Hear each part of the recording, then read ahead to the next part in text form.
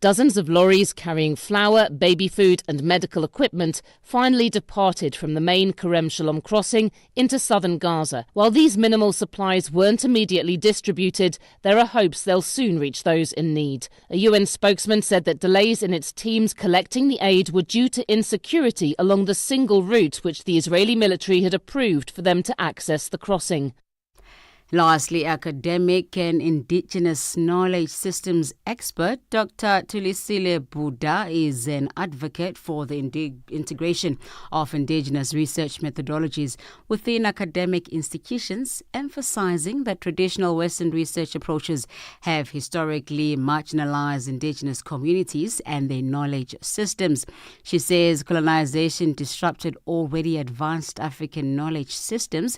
She shared her thoughts with Channel Africa's Peter Ndoro.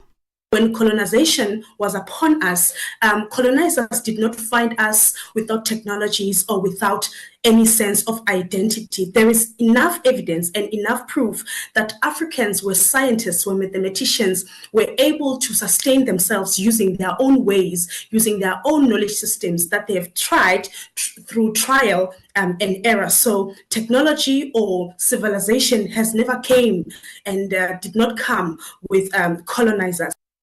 You can catch the full interview of Dr. Thulisile Buddha with Peter Ndoro on his week's podcast channel Africa Conversations on YouTube. Now, recapping on your top story, South Africa's President Cyril Ramaphosa has summed up the bilateral meeting with U.S. President Donald Trump as a success. Ramaphosa was addressing the media following the closed-door meeting with Trump and heaped praises at his delegation. Channel Africa News, I'm Onele Ntsinzi. SABC News. The African Perspective.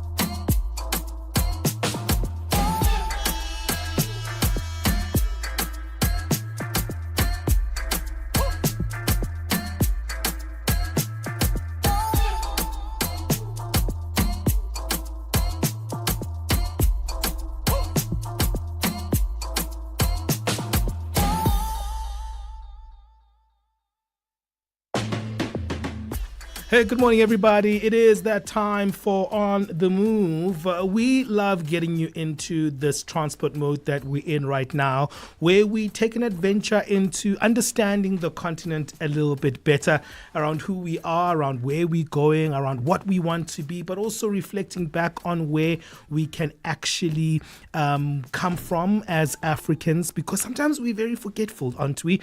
Or sometimes we actually stylize in ourselves in a way that others are interpreting us. So here we're saying none of that. We want to be ourselves, and we love being ourselves here on the African continent. So welcome on the Move. You're listening to us on DSTV channel 802, OpenView 628, and remember we're on www.channelafrica.co.za. Hey, don't forget the SABC Plus app.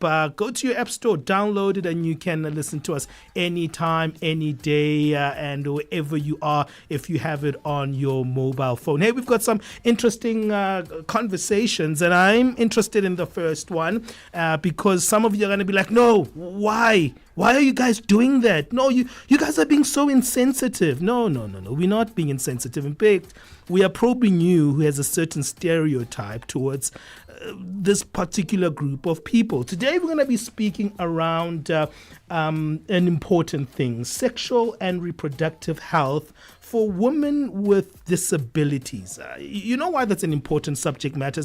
Because when you think about disabilities or anyone with disabilities, you think they don't have an agency. In fact, you probably don't think they have sexual arousal, or they don't have sexual adventures like abled people, and you think this is a taboo subject matter. No, it isn't, because at times this group gets marginalized, and in fact, most of the time their sexual and reproductive health rights are actually abused. And that's what we're going to be talking about today. A group of global health researchers and authors conducted a study that explores the sexual experiences of women with disabilities in Lagos, Nigeria. Looking forward to that one. We're going to be speaking to Dr. Obasanjo Bolanira, who is a senior and school lecturer and also a research knowledge transfer co-lead at York St. John University in the United Kingdom, and we'll unpack this wonderful study that centers a woman with disabilities in Nigeria. And you know what, also just to correct ourselves, we intentionally not saying disabled woman, because that's not a good way to describe them. It's women with disabilities. Their selves are not, defined by their disability or their circumstances. So we're doing that very, very intentionally. And then in our second hour, we're going to be looking at overcoming addiction.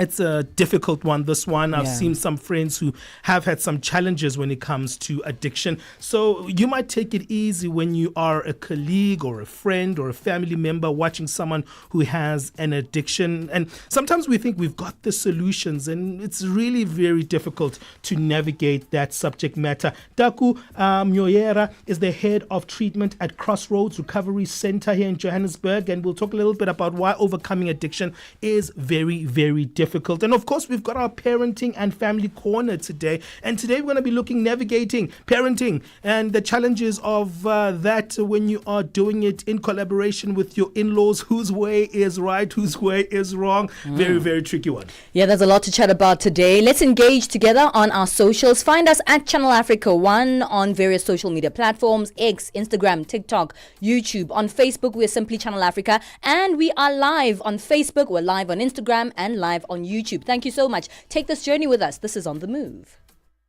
Je, una jambo lolote akilini mwako? Je, una shauku kuhusu maswala muhimu? Na je, una maoni ambayo unataka yasikike? Kweli, hili jukwaa ni la kwako. Piga simu au tuandikie kwenda WhatsApp namba alama ya kujumulisha 2760552594 na tutakupigia simu. Mtangazaji wa habari zetu za Afrika Kusini mjini Johannesburg. Hivyo unaweza kuwa mshirika kwenye matangazo yetu. Sio mazungumzo tu, ni fursa yako ya kuchangia maoni yako na kushirikiana na jumuiya ya wasikilizaji wanaotamani mtazamo wako. Tufuate kwenye mitandao ya kijamii. Tembelea tovuti yetu www.channelafrica.co.za na uwe tayari kushiriki na kuchangia maoni yako kwenye Channel Africa. Channel Africa, mtazamo wa Kiafrika. Get set and be ready to go. On the Move with Palesa and Benjamin Mushatama. Hey, let's get going in our first conversation. This is a great way to start the conversation because what we do on the show here, we try to break some stereotypes and taboos because at times we think, the way you've always thought about people, the way you've always thought about yourself is actually the best way to see life. But most of the time when you do investigations or you learn more about life, if you're a person who wants to grow, you'll know, what, this part of my thinking is not the best way to think. Maybe let me evolve this thing so I can actually see things from the other person's side. And people that we usually take for granted are people with disabilities. Yes, we do that because we call them disabled people. Some years ago, an expert, when I was doing an interview, and I kept on saying disabled people, stopped me in my tracks and say, don't call them disabled people, Ben. I'm like, why? This is what we've been doing all the time. I mean, I've heard it from other people, and people always say they're disabled people. Say, no, because if you call them disabled people, you characterize someone's humanness based on their disability. So you're saying you are who you are because you are disabled. And that's not the right way to think about it. In fact, we must call them people with disabilities. They just have a disability, but that disability doesn't make them who they are. And today we're going to be looking at an interesting conversation around women with disabilities. And most of the time when we think about women with disabilities or even men with disabilities, we don't really think about the sense of them being like us, especially when it comes to their sexual needs, their sexual wants, their sexual preferences, but also their sexual rights. And that's what we're going to be talking about today, zooming into a study that took place in Lagos, and that's in Nigeria. And this is an interesting one because despite growing global interest in sexual and reproductive health, the voices of women with disabilities have maintained largely unheard, especially in low and middle income countries like Nigeria. But a group of global health researchers and authors conducted a study that explores the sexual experiences of women with disabilities in Lagos, Nigeria. We have one of the researchers who's joining us on the line, Dr. Obasanjo Bolanrinwa, who is a senior lecturer and school research knowledge transfer co-lead at York St. John University in the United Kingdom. Hey, come into our stream, and I see people are coming into our stream, so you're welcome to do that because our guest today is joining us on that live stream, which is fantastic, so you can see our guest as well on that live stream. Dr. Obasanjo, welcome on the show. It's good to have you with us. All right, thank you, Benjamin. It's my pleasure to be here.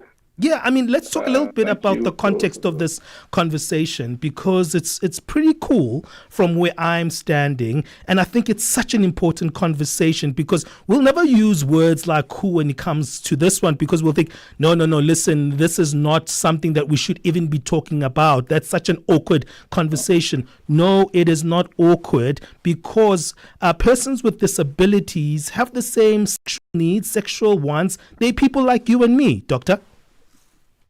Absolutely, yes. And I also acknowledge the fact that you did mention something around not calling them disabled, but women with disability.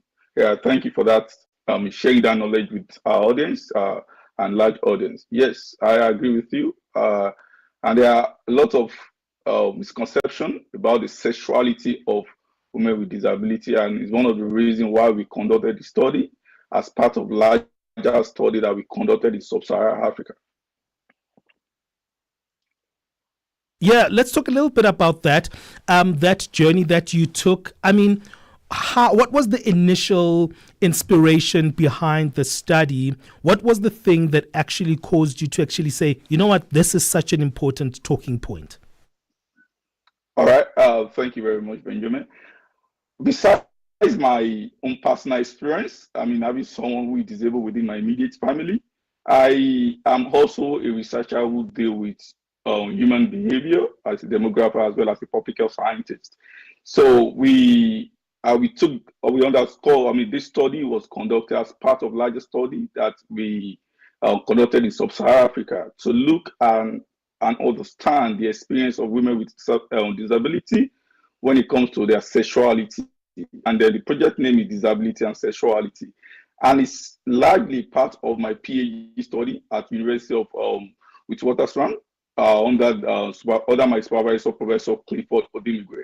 You know, the motivation is also very simple. I mean, there has been persistent invisibility of women with disability in terms of their sexual and reproductive health, especially in sub-Saharan Africa. I mean, despite the global attention around around reproductive rights, lived experience of women with disability is largely overlooked. So, and there is been this stereotype about the fact that they are not asexual, but they are sexual, or they are always claiming to be victims. So, conducting this study as part of a larger study make us understand their perspective and things that are probably missing that people need to know about.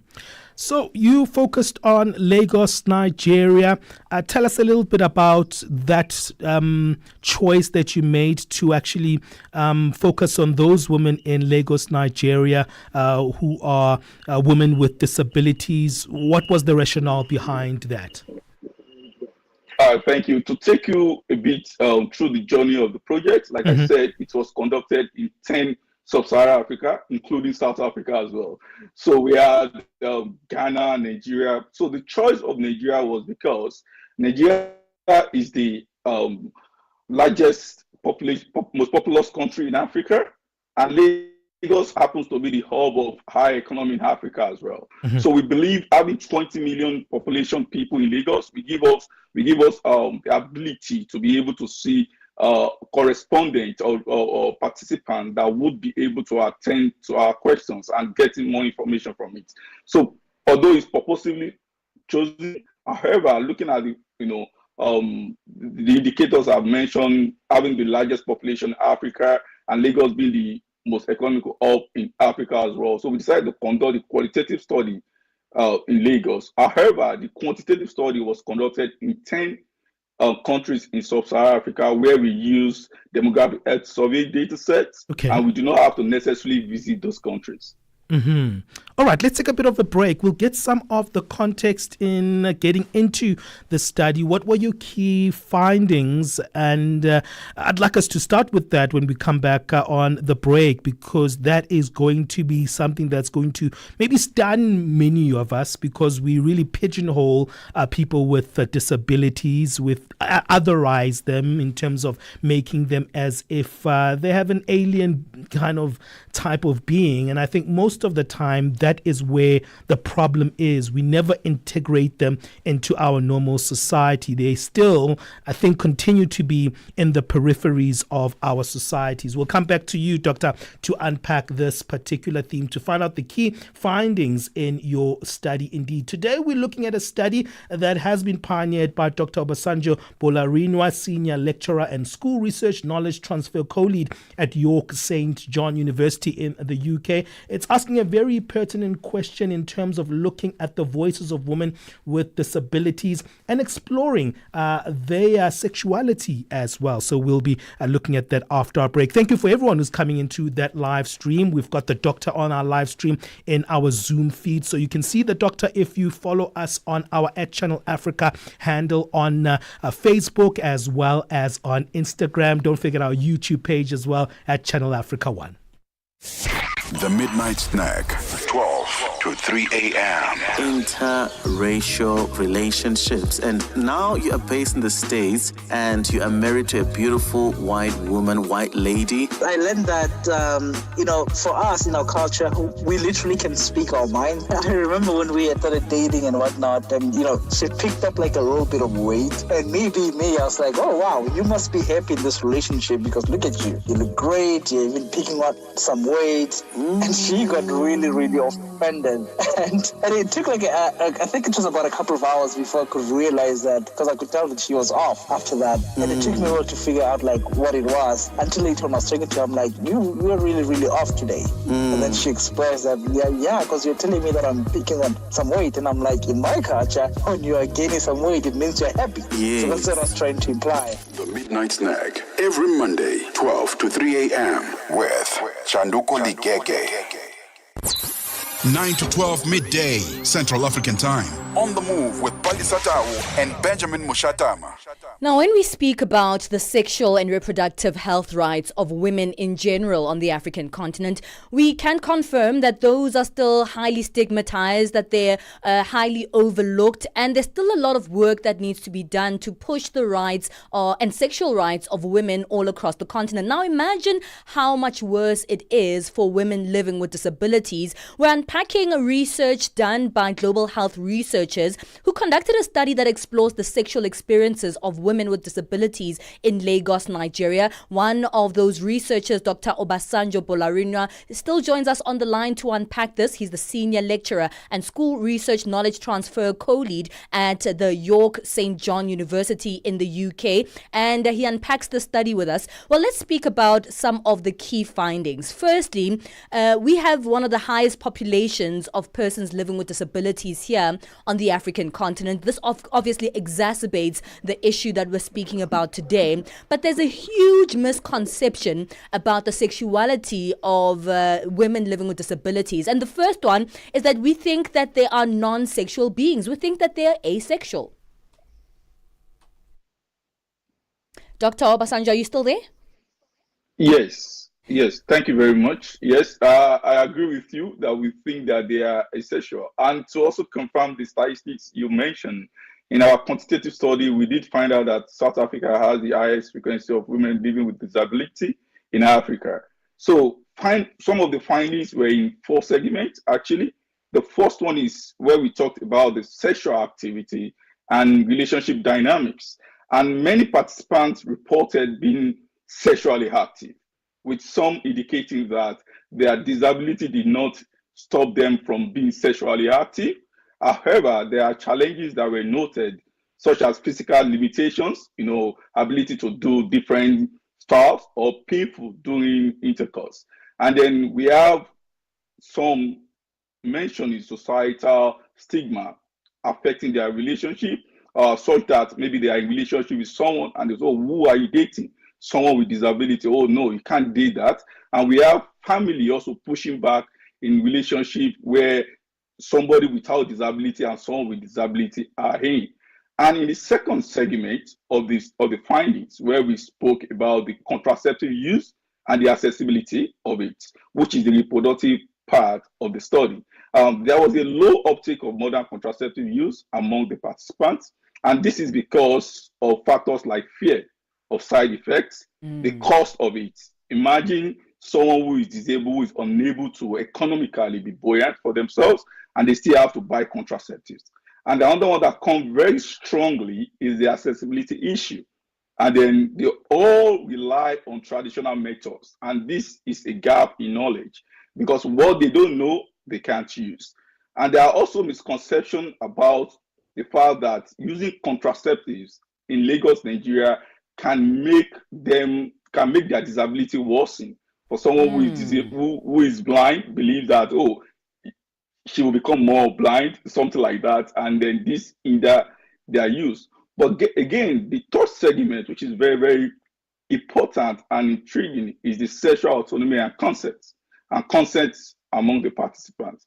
So the participants demonstrated an understanding of sexual autonomy. They know what it is. However, they claim not to be able to exercise it. Despite their awareness, despite the fact that it is happening, they claim that the autonomy is not for them, because whatever their partner says they do, the right is not for them, because they don't have a say in their sexual consent, which is actually a very serious situation. And lastly, about sexual violence. We know sexual violence in Africa is something. Absolutely. However, imagine with women with disability. So several women recounted their experience around sexual violence, including harassment, escalating because of their sexual experience. I mean, one woman spoke with us around not being able to call for help or shout because of her disability, and she can't even struggle with her abuser because she doesn't even have the power. Her leg doesn't give her the power to be able to struggle. So these are the experiences, and also lack of support around how to report these violences. They do not know who to contact, and when they even contact the family member, they have a pushback, like you just want to form victim because you have this leg issue, or because you are blind, you are just making things up. And these are the things that we are able to uncover from their experiences. That's so. And there are also recommendations. Okay, we'll go into the recommendations, but I find it intriguing because when you speak about autonomy, one would think that just because someone has a disability, they can't move in a certain way, and they do have a physical limitation. It's actually there, but that would sometimes people would interpret that and discount that as if the person doesn't have a choice or doesn't have an autonomy how their sexual experience is. Actually, yes, absolutely, I agree with you. And this is also from the backlash we have as cultural myths around men being the head of the family, men being the one that will say when he is ready to do it. So for combining that myth with cultural myth with what is happening in terms of women with disability who are actually in relationship or married. So they find themselves helpless, not to be able to say no when they are supposed to say no, not to be able to say, okay, I'm ready now. So they don't have any autonomy or to give consent on when it should happen, how it should happen, or where it should happen. And this is a major problem that we think there should be policy around it that would help, or kind of awareness that will improve or empower the women with disability and ability to be able to make the choice. Yeah. Well, there's obviously so many layers to a conversation like this because there are so many people involved. The awareness of the women living with disabilities themselves, the awareness to their spouses, their immediate community and family members, but also awareness to public health and how to treat women with disabilities and how to make sure that their reproductive and sexual health rights are not inhibited. So stay on the line with us, Dr. Obasanjo. We're going to take a news break, and then we'll come back and speak about some of those recommendations that yourself and your colleagues came up with in this regard. It's 9:30 Central Africa time. Let's get our latest sports news. Sports on Channel Africa. The African perspective. A very good morning from the sports desk. I am Musibu Dimakura with your latest sports news at the SAWA. So South Africa's representatives in the Basketball Africa League this year, made by basketball team, have recorded their first victory in this year's competition, beating Kenya's Nairobi City Thunder 74-71. Now, MBB had lost their opening two matches this past weekend against Ali Tripoli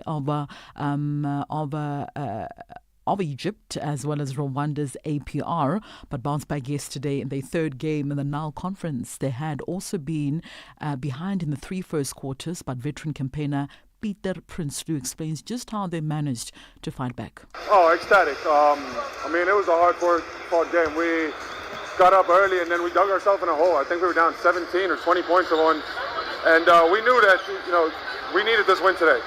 We have a goal of getting back to South Africa for the playoffs, and we knew it started today. We lost our first two games, we saw the mistakes we made, and we realized what we needed to fix today.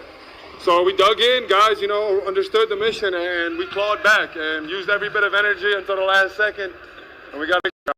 That's what we wanted, so we got a day to recoup and then back to get another one.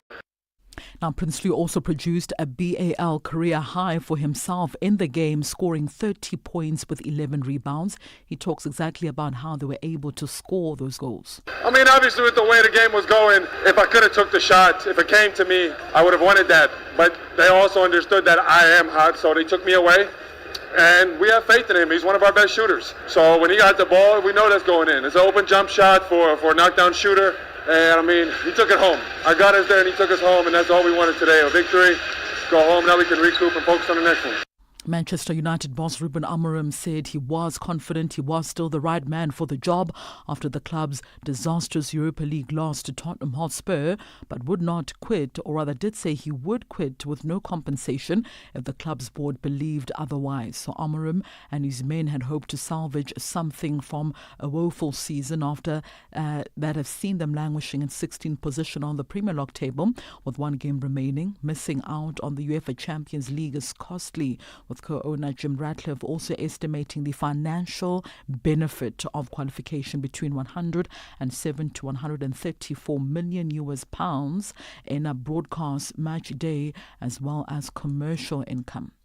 Well, something to look forward to today is the Confederation of African Football, in partnership with the Total Energies, will officially unveil a new trophy, an identity of the Total Energies CAF Champions League trophy, ahead of the highly anticipated two-legged final of the competition. So the first leg final will be taking place in Pretoria, in the South Africa's capital city, this coming Saturday, the 24th of May, with the second leg set for Cairo, Egypt on Sunday, the 1st of June.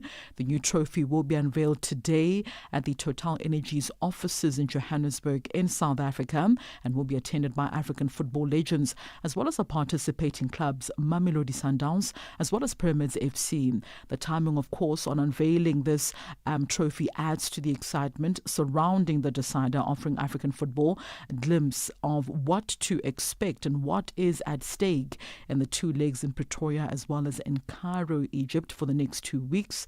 This event also signifies a new, bold and exciting chapter for African football clubs and CAF as they continue to elevate the profile as well as the image of CAF inter-club competitions.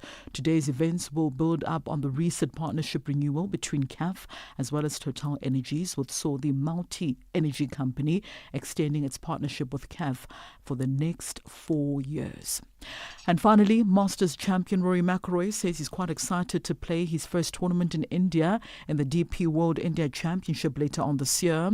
The 5-time major winner will be in the field for the new tournament, which will be held at the Delhi Golf Club from the 16th until the 19th of October. He also says this is a great opportunity and also can't wait to play in front of the Indian golf fans. Confirmation of McIlroy's first visit to India follows news that he will return to Australia for the Australian Open for the first time in 11 years in December. The world number 2 also won the 2013 Australian Open and will headline the field at Royal Melbourne from the 4th to the 7th of December, and also has committed to playing in the 2026 tournament in Kingston Heath. And that's a wrap from the Sports Desk at this hour. For any sports stories you'd like to share with us, our email address is newsroom@channelafrica.co.za or call us on +27 11714 4459. For Channel Africa Sport, I am Mosibudi Makura. Sports on Channel Africa. The African perspective. Are you fluent in French, Chinyanja, Portuguese, and Kiswahili? Are you passionate about radio? And are you looking to work in South Africa? Do you have papers that qualify you to work in South Africa? In that case, we might have an opportunity for you to work for Channel Africa. Send us your CV and demo at newsroom@channelafrica.co.za. Remember, if you don't hear from us within 14 days, it means you have not made it or you have not been selected. Channel Africa, the African perspective. Get Channel Africa on DSTV Audio Bouquet. Channel 802. Hey, from sports, let's move over to our business news.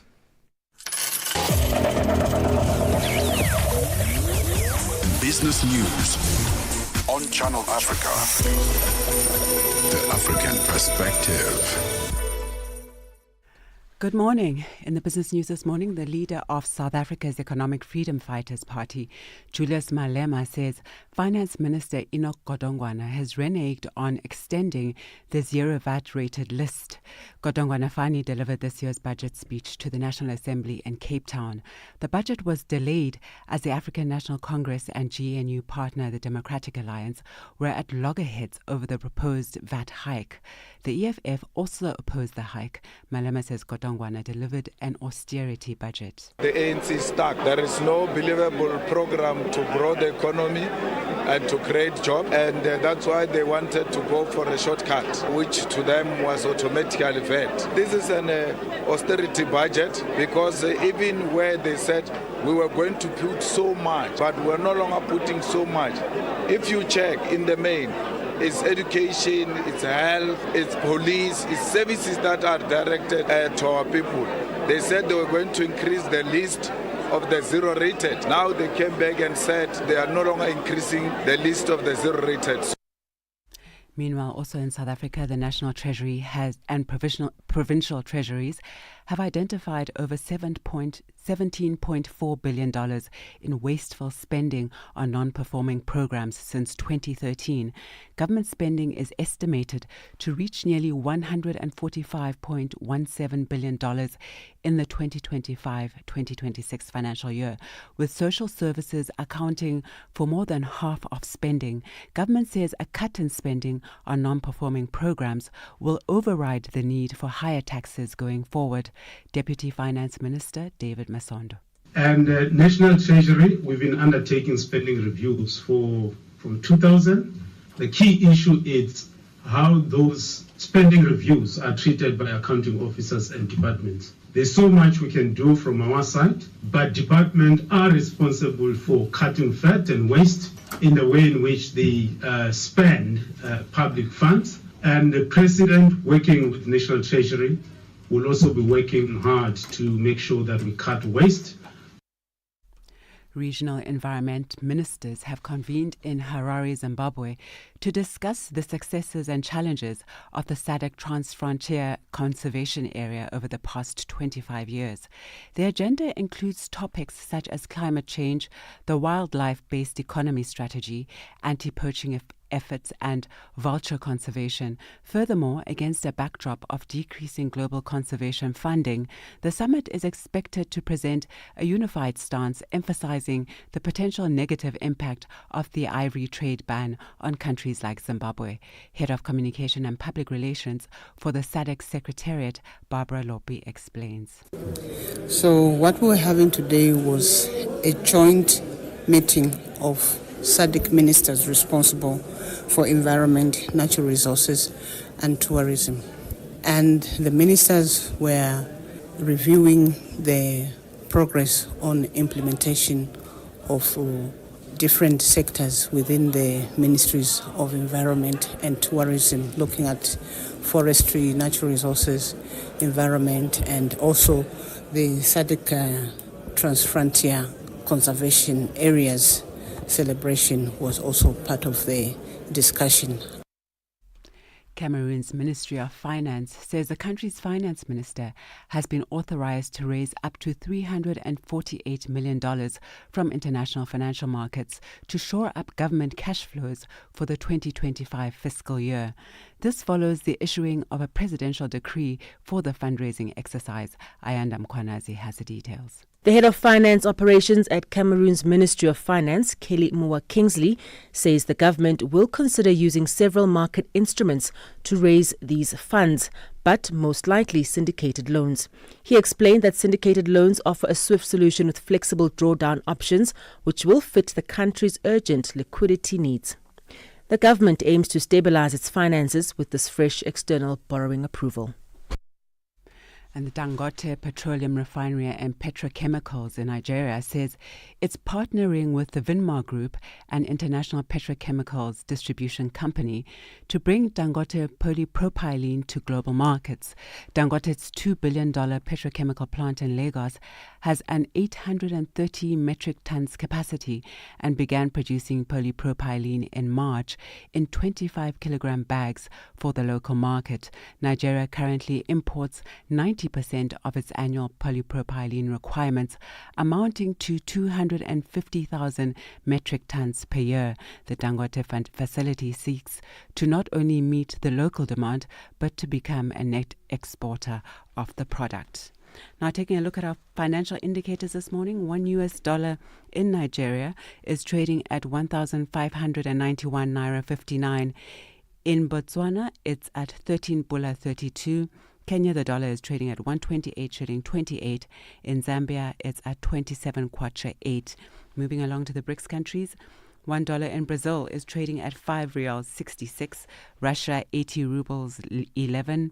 India, it's at 85 rupees 58. China, 7 yuan 20.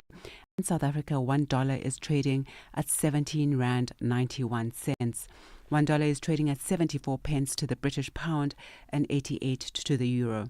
Looking at commodities, gold is trading at $3,338 and platinum at $1,077 per ounce, while the price of Brent crude oil is at $64.78 a barrel. For any business stories you'd like to share with us, please send an email to newsroom@channelafrica.co.za or call us on +27 11 714 4459. For Channel Africa Business, I am Wuntle Hedbush.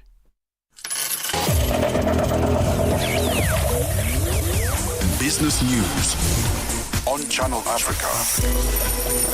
The African Perspective. No time to waste. Be on the move with Benjamin Mushatama and Palesa Tau.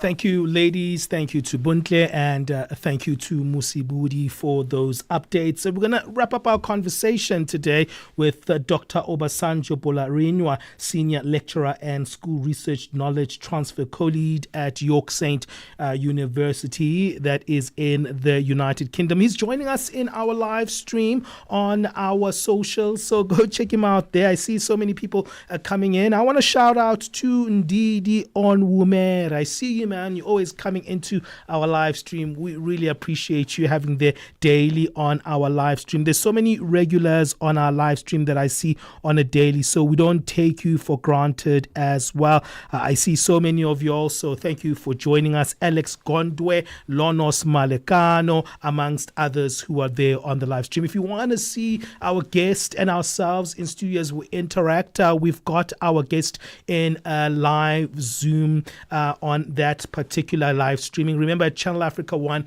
is where you can find us on our YouTube page. And remember, we also simulcast that in our Facebook page. Dr. Obasanjo Bolarinwa was helping us understand the study that explores the sexual experiences of women in disabilities. They did a study that was specifically focused in Lagos, Nigeria.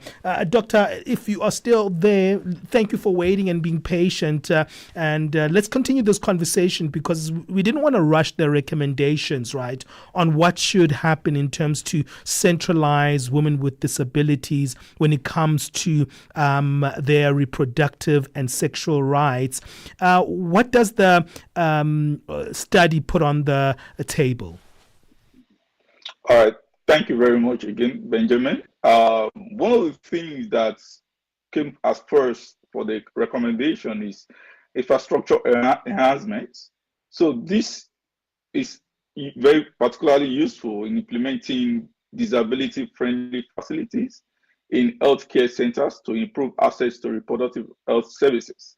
Unlike many developed countries, what we have in Africa, especially Lagos, Nigeria, are not disability-friendly in terms of the facilities or the type of services that are being offered. Like rightly mentioned earlier, women generally face issues around sexual and reproductive health. Now imagine a woman who has disability, who is unable to then access the facility. So they are asking for infrastructure enhancement that will help them to be able to access the facilities as at when due or when they want to do it without any obstruction. And secondly, one of the recommendations we are also putting forward is also, of course, in collaboration with the participants of the study, is educational initiatives. They are requesting for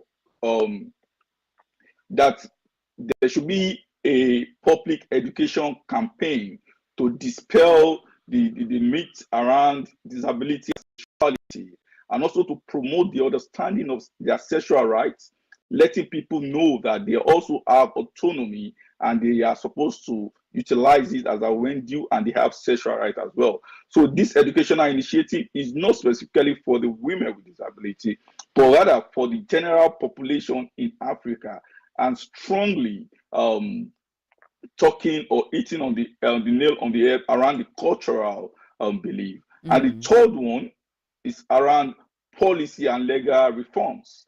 It is believed that with all of the overall project and some of the in-depth review we also did, we found out that there are no specific legal protection that is specifically for women with disability. Like we said, when it comes to sexual violence, almost all women are vulnerable.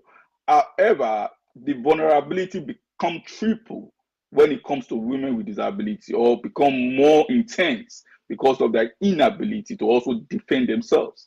So they are asking that there should be strengthening legal protection against sexual violence, ensuring enforcement mechanisms that are accessible to women with disability, that they know where to call, where to go, when to do it, how to do it.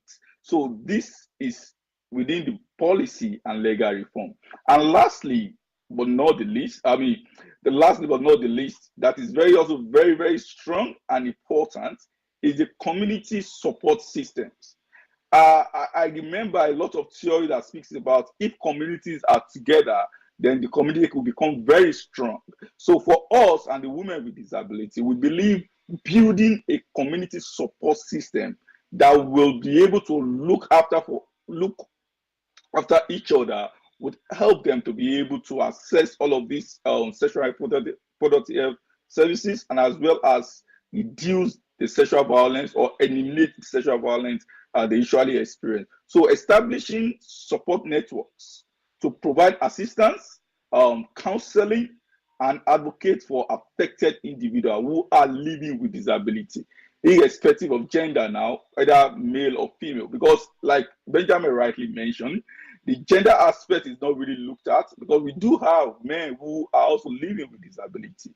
But as I said earlier, this is a bigger project. And we are also looking at expanding it in connection with my university here in the UK, as well as University of Witwatersrand under the auspices and the supervision of Professor Clifford Odimigwe.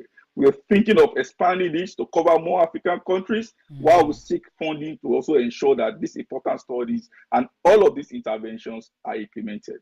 Thank you. Well, this is certainly very important and incredible work, Dr. Obasanjo, work that is necessary to continue growing and understanding the sexual and reproductive rights of women in general, but also especially women living with disabilities, seeing them as human, understanding that they are, just like all of us, and they, have a right to love, have a right to pleasure, and a right to safety and choice. And those are really big aspects of, forwarding the rights of people with disabilities all across the world. So thank you so much for helping us unpack this particular study with us today.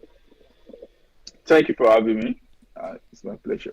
That's Dr. Obasanjo Bolarinwa, Senior Lecturer and School Research Knowledge Transfer Co-Lead at the York St. John University in the UK. Speaking about research, speaking about women with disabilities and their sexual and reproductive rights, and exploring what exactly are the inhibitions, the stigmas, and the needs that women with disabilities have when it comes to their sexual and reproductive health rights. It's 9:50 Central Africa time. Let's hear your thoughts on this conversation. Continue joining our live stream on Facebook or Channel Africa and at Channel Africa 1 on Instagram and Facebook. But you can also engage with us on our other platforms like X. Use our hashtag on the move. That's at Channel Africa 1 and on WhatsApp +27 63 406 9126.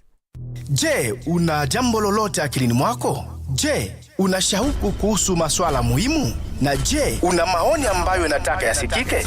Kweli, hili jukwaa ni la kwako. Piga simu au tuandikie kwenda WhatsApp namba alama ya kujumulisha 2760552594 na tutakupigia simu. Mtangazaji wa habari zetu za Afrika Kusini mjini Johannesburg. Hivyo unaweza kuwa mshirika kwenye matangazo yetu. Sio mazungumzo tu, ni fursa yako ya kuchangia maoni yako na kushirikiana na jumuiya ya wasikilizaji wanaotamani mtazamo wako. Tufuate kwenye mitandao ya kijamii.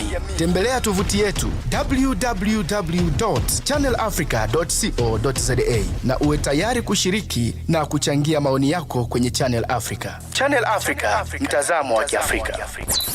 9 to 12 midday Central African Time. On the Move with Palesa and Benjamin Mushatama. Only international station that speaks to Africa in its own voices. English, Kiswahili, Chinyanja, French, and Portuguese. The languages that unite 1 billion people. We have been there through every shift, every milestone, and every triumph. Not just reporting history, but shaping the conversations that define Africa's future. For brands, media planning, and advertisers, Channel Africa is more than just a platform. It's an opportunity. With 25 compelling shows covering current affairs, sports, business, music, and lifestyle, we deliver an engaging Pan-African audience ready to connect, invest, and act. Multi-award winning, internationally recognized, digitally accessible across the globe. When Africa speaks, the world listens, and Channel Africa makes sure of it. For business, for culture, for Africa, partner with Channel Africa because Africa's voice is the future.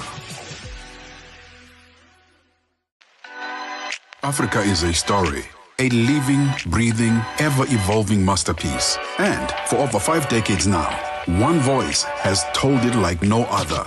Channel Africa.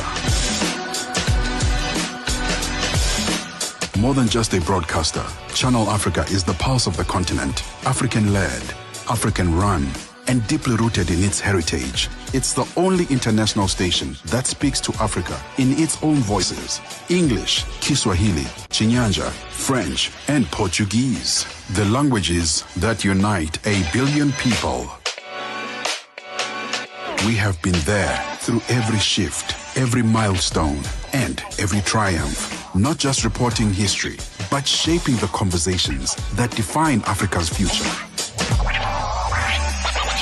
For brands, media planning, and advertisers, Channel Africa is more than just a platform. It's an opportunity. With 25 compelling shows covering current affairs, sports, business, music, and lifestyle, we deliver an engaging Pan-African audience ready to connect, invest, and act. Multi-award winning, internationally recognized, digitally accessible across the globe. When Africa speaks, the world listens, and Channel Africa makes sure of it. For business, for culture, for Africa, partner with Channel Africa, because Africa's voice is the future. Africa is a story, a living, breathing, ever-evolving masterpiece. And for over 5 decades now, one voice has told it like no other. Channel Africa. More than just a broadcaster, Channel Africa is the pulse of the continent, African-led, African-run, and deeply rooted in its heritage. It's the only international station that speaks to Africa in its own voices: English, Kiswahili, Chinyanja, French, and Portuguese. The languages that unite. To blow bubbles everywhere. I used to love blowing bubbles. Yes, incredible. I used to love blowing bubbles. Yeah, absolutely. That's Neka's voice. It sounds like a bubble, very fragile, very light. Why do you never speak like about me like this, Benji? Come on. I mean, who doesn't want to be like a bubble? Oh, Ben, you should do better. Honestly, you should speak about me like this. Stop hating on Neka. I'm not hating. I'm not hating, but I'm just like admiring. What a beautiful analogy. Well, that is Nigeria's Neka. That one is titled "Do You Love Me Now?" She sings in English, Igbo, and I love when she does that pidgin stuff that she does in her music. You are listening to Channel Africa right here on DSTV Channel 802, OpenView 628, www.channelafrica.co.za, SABC Plus app. Hey man, you should know them by now. Of course you should. You know what? I don't blame people. We don't talk a lot about sex. Yeah, in general. Yeah. Sex itself is still highly stigmatized, Sure. even for able-bodied people. We don't want to have conversations about it. We know it happens. And you know how most of us are raised in African households, right? That you don't speak about sex, otherwise you're doing something very wrong. And then you grow older, so your parents don't talk to you about sex. And I'm talking about the majority. Obviously, there are differences, individual differences. Yeah. But most African parents don't talk to their children about sex because they think they're promoting sexual activity amongst their children. And then you get to an age later on, they're like, yeah, we want grandchildren. Like, how? How do you want grandchildren? You said I must stay away from this thing at all costs. What happened to the talk of the birds and the bees? Yeah. And so there's the added layer to that is that we don't talk about sex, but we also don't talk about disability as well, right? We see people living with disabilities in our communities and we make them invisible because we feel uncomfortable addressing the disability. We feel uncomfortable addressing people with disabilities. So we don't ask questions. We continue stigmas that have already been there because we don't want to talk about it. We want it to remain invisible. And we see people every day in our communities living with disabilities, but we don't want to engage in conversations about it. I mean, when you think about persons with disabilities and relationships that they have with abled persons, people think that, people with disabilities only date people with disabilities. Yeah. And that's far from true. I saw this guy on Instagram who's proudly in a relationship with a disabled lady. Yeah, she's With on a what? A lady with a disability. Yes. Thanks for correcting me there. And, see how easy it is to get into that stereotype and that whole, yeah. But anyway, and I was preaching to you, but hey, I'm also learning. Yes. But anyway, she's in this wheelchair and he's always kind of very open about their relationship. And, also he's also become an activist for persons with disabilities, right? And it's so interesting to see kind of that relationship unfold. But also interesting that some people are like, man, what do you want from her? It's like, no, it can't be happening. It can't be a real relationship. She must have money. She must have something And else. why are you attracted to her? That's sometimes also like, what are you seeing in this person that's making you attracted to them, right? And those are the kind of, muddied waters that we enter into. In fact, we bath in this muddied water and we take indulgence in it in actually discriminating against persons with disabilities. 100%. There's actually a couple that I see on TikTok and they try to raise awareness and they're getting so much backlash. So they're both persons living with disabilities, a man and a woman, and they're a married couple and they just had a child. Their child presents with the same disability that they have. So they just had a child and the child is, newborn, who's in hospital. And if you go on those comments on their TikTok, it's like, this is so terrible. Why would you guys, reproduce when you know that, this child has a big chance of presenting with the same disability. Now they're going to live their life, most of their life in hospital. You guys are selfish. You guys are this. And this is terrible because what people are actually saying is that you guys have no rights to reproduce just like we do, simply because you both live with disabilities. And that is incredibly stigmatizing. Yeah, man. What do you think about this one? We see you there on our live stream. Do you think we can do better when it comes to how we treat people with disabilities, overall, men and women? What's your take on that one? Give us your thoughts on our WhatsApp number, +2763 406 9126, +2763 406 9126. Or right here on your comment section on our live stream, you can let us know and let us know what you think of this subject matter. But we're also interested to knowing where you listening to us from. Shout out your city, shout out your hood, shout out your country. We want to know where you are listening to Channel Africa or where you're watching that live stream from. We always love having you there. Well, it's 10 o'clock Central African time right here in South Africa, where we're broadcasting from Johannesburg at the SABC building. Let's find out now what's happening in the latest news. Donald Trump, South Africa. Seems like that's a big story today. SABC News.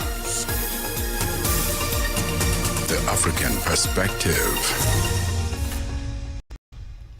Thank you, Benjamin. Looking at your top stories, U.S. Foreign Relations gives credibility to the U.S. over white genocide accusations in South Africa. And the highest decision-making body of the World Health Organization adopts global pandemic agreement. Your latest news, greetings to our listeners. U.S. Foreign Relations expert Johanna LeBlanc says the absence of reports from international human rights groups regarding the white genocide in South Africa raises a credibility issue for the United States.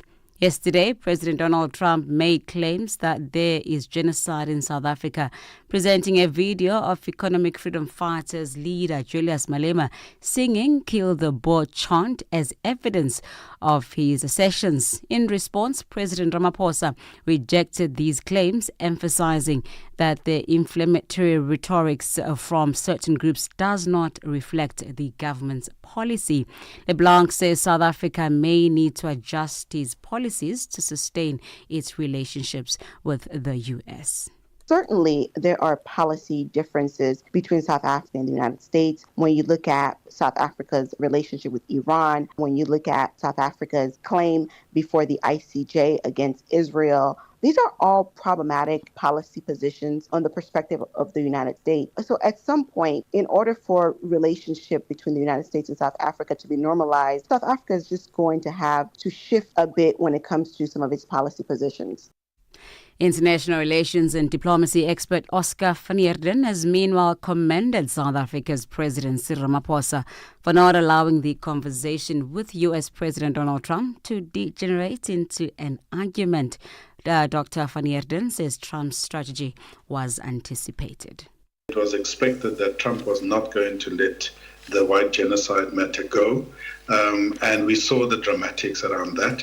I think it's a good thing that Ramaphosa did not stoop to the level of degenerating to wanting to debate and argue. And besides, he was just not afforded enough time to give a reasonable explanation. And I think that Trump's strategy was killing two birds with one stone. He simply had to bring a matter to a conclusion on the white genocide issue and why he brought the refugees to America. Uganda's parliament has passed an amended law that permits military tribunals to try civilians, prompting protests from the opposition, who said the move violated a Supreme Court ruling in January that banned such trials. The practice in use for the last 2 decades has long been criticized by opposition politicians and rights campaigners who accuse the government of using courts-martials to silence opponents, which it has denied. The head of the military, Muhoozi Kainerugaba, praised the Speaker of Parliament and government lawmakers for passing the bill. The World Health Assembly, the highest decision-making body of the World Health Organization, has adopted the Global Pandemic Agreement. The Pandemic Agreement proposes the establishment of a series of new platforms and mechanisms aimed at comprehensively reforming the existing systems for pandemic surveillance, prevention and response. Chief of Staff at the Ministry of Health in Ethiopia, Dr. Betru Masebo, explains.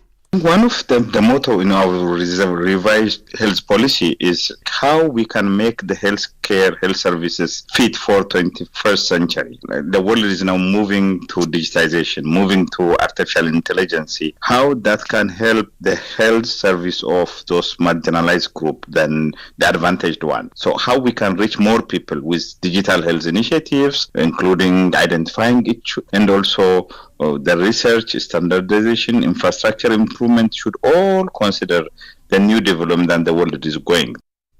Lastly, academic and indigenous knowledge systems expert Dr. Tulisile Buddha is an advocate for the integration of indigenous research methodologies within educational institutions, emphasizing that traditional Western research approaches have historically marginalized indigenous communities and their knowledge systems. She says the decolonization of education is critically important, and whilst we can point to colonialism for causing great harm, the onus of the African to preserve a heritage. She shared her thoughts with Channel Africa's Peter Ndoro. Of course, there is colonization, but after colonization, what did we do? So now it is time to see our wrongdoings and to fix, because the blaming game has to expire. Even though we do blame, but what happens after? Who we are after apartheid or after colonization matters. And we cannot always look back and say, you did this to us, but what happens after? And now it's our responsibility as African people to protect, preserve, and disseminate our knowledge and our indigenous languages. You can catch the full interview of Dr. Tulisile Buddha with Peter Ndoro on this week's podcast at Channel Africa Conversations on YouTube. Now, recapping on your top stories, U.S. foreign relations expert Johanna LeBlanc says the absence of reports from international human rights groups regarding a white genocide in South Africa raises a credibility issue for the United States. Channel Africa News, I am Onele Nzinzi. SABC News. The African Perspective.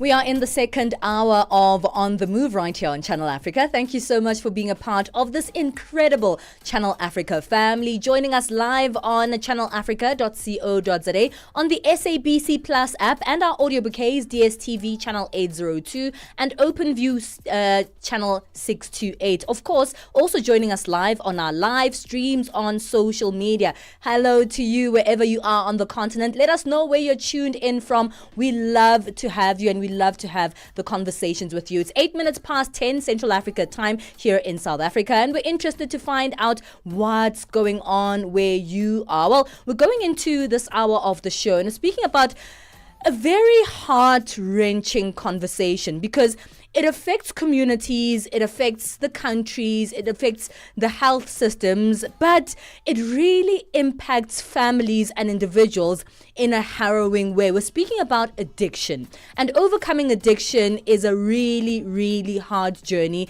for everyone, especially because there's a lot of misconceptions about people who have addictions. They're seen as though they do this by choice, they're seen as weak, they're seen as moral failures, but also like they should just get a grip and stop doing drugs. But it's actually more complex than that, and we want to understand the complexities of addiction, but also the road to recovery for those addicts or people living with addictions. We'll be talking to Taku Monyera, head of treatment at Crossroads Recovery Center here in Johannesburg, South Africa, about why the journey to overcome addiction is so difficult and how to make it possible. Many people have overcome addiction, but it's not an easy journey at all, and it's not as easy as just clicking your finger and saying you need to get off that addiction.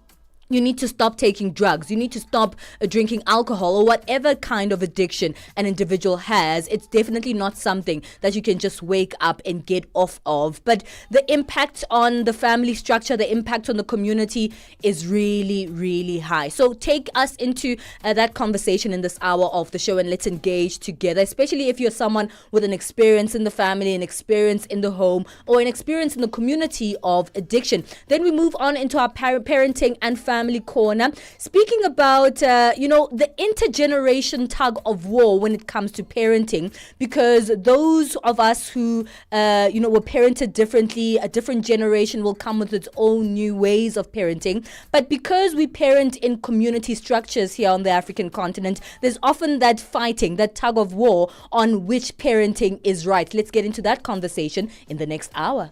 You know, there's a lot of shame when it comes to addiction, and that's the thing. And is the shame unwarranted? I don't think so. Whether it's the person who's going through the addiction or the people around that person, there's a lot of shame. And I think some of the shame is what actually becomes the inhibiting factor of actually getting things sorted out, because we never really talk about the person who has an addiction with people. We think if we tell other people, then we are compromising, especially the well-being of the family or even the reputation of your family. So I hope this conversation will help many of us who have family members who have struggled with addiction, because even when someone has moved past the addiction, they continue to face the struggles of actually going back to that particular addiction, depending on what it is. So hopefully this conversation will help you. Stay with us. What does Africa's future look like? And are we bold enough to shape it? Okay. Join Channel Africa and the Thabo Mbeki Foundation for the 15th Africa Day Lecture. Live from the iconic Julius Nyerere International Convention Center in Dar es Salaam on Saturday, 24th of May from 3 to 6 p.m. Central African Time. This year's theme, the state of the continent and reigniting the African Renaissance. Expect bold ideas, visionary leaders, and the spark to reignite Africa's future. Be part of the conversation only on Channel Africa, the African perspective. Find us on SABC Plus and on www.channelafrica.co.za. Keeping you on the know and on the move. 12 minutes past 10 Central Africa time. This is On the Move with myself, Palesa, Tau, and Benjamin Moshatama. Well, whether it's alcohol, drugs, gambling, technology, or even sex, addiction rewires the brain. It distorts your priorities and often isolates people from the very support system that they need to heal. Addiction is often misunderstood, seen as a choice, a weakness, a moral failure, or even bringing shame to the family and the community. While recovery is very possible with addiction, it's rarely a straight path because it takes more than willpower to overcome an addiction. addiction. It takes support, it takes understanding, but it also takes your choice to start getting that treatment and the community that supports you to go through that. We're speaking about the journey of overcoming addiction, why it's so difficult, and how to make it possible. Joining us on the line is Taku Monyera, Head of Treatment at Crossroads Recovery Center here in Johannesburg, South Africa. Taku, thank you so much for your time. There's so many different types of addictions out there, and usually when we speak about addictions or an addict, we first go towards maybe drugs or alcohol, but there's an even bigger array of addictions that similarly are as difficult to get over, right? Correct. Yeah. Good morning, Palesa. How are you doing? Doing great. Thank you. Great. So, and yeah, thank you for the topic. How about sugar? Oh, now that's most of us, isn't it? Yeah. So you want to go far with it, but I think that's probably the number one, right? Is sugar. We get it also very young, and it then becomes very difficult to let go of. So that is the nature of addiction. As you said, it comes in so many varieties, and it's so easy to overlook various things because if we're still in denial about them, because on some level they still serve us, then we wouldn't want to challenge many people to say, okay, cool, look at how you consume sugar, or maybe even put it this way, how do you consume meat? And if I said to you guys right now, say, Palesa, Benjamin, for the next 3 months, don't eat meat, you might find it's quite difficult. Oh, no. I'm sorry, Taku. You want to torture me, man. You really want to torture me. So that's why it's difficult, because it produces a certain anxiety because you have an attachment to it. Yeah, I love the fact that you're bringing that up. Sorry to cut you off there, because we think that, to a large degree, addiction is about someone else. It has to do with that cocaine addiction or heroin or whatever it is, but we never actually personalize it. And I appreciate that context that you actually saying, actually, we all have some form of addiction. Is that type of empathy important when you are in that environment where you have someone who has a serious addiction, or you yourself have an addiction? Well, yeah, look, I mean, it can help. So let's say my journey, because I was, I've gone through it myself. And what helped was, at the time that I asked for help, I ended up in what's called a 12-step rehab center, which uses like the Alcoholics Anonymous methodology to treat addiction. And one of the key components of that was one addict helping another addict. So it wasn't someone who was saying, I read about this. It was someone who told my story and had found a new way of living. And that became very attractive for me, because prior to that, I could always then look at other people. So both of my sisters are prefects. They went, they did architecture, so it's years, but none of them ever had like various types of interventions like me. I was like black sheep. So I'm always looking at everyone else like, yeah, but you guys don't understand, until I met someone who told my story and I couldn't dismiss them. So it does help in that regard to say, when we can actually empathize, and that's why I put it out to you first and foremost, to say, what is your attachment to something that if I challenge you to do, you find it very difficult, it'll produce some anxiety around it. And if you work from there, then maybe next time you start thinking of, why don't you just stop? Then maybe you could look at yourself and say, where else am I also not just able to stop and struggle? And maybe I might do it for 1 week, but I'm right back to it. I go to the party, I say I'm not going to eat meat, but the smell on the fries is so great, and there I am, I'm eating again. So of course it can help in terms of empathizing and understanding that some things aren't just eat, give up. When it comes to some of the most, popular ways that we think of addiction, especially addictions like alcohol and drugs, many people have that misconception that we already know the dangers of drugs and alcohol. And as any sane person, I say that quote unquote sane person, you should know not to overdo that, or maybe not do certain things. So that poses the question for many of us when we're baffled and say, why would you take these things in the first place? Why would you let yourself have an addiction? How does addiction actually work? Okay, so I think part of some of the theories are going to say it's a small percentage of the population that end up in that category of addiction. So almost like an allergy. So most people, like myself, if I was to be stung by a bee, I'll just have a swelling and that's it.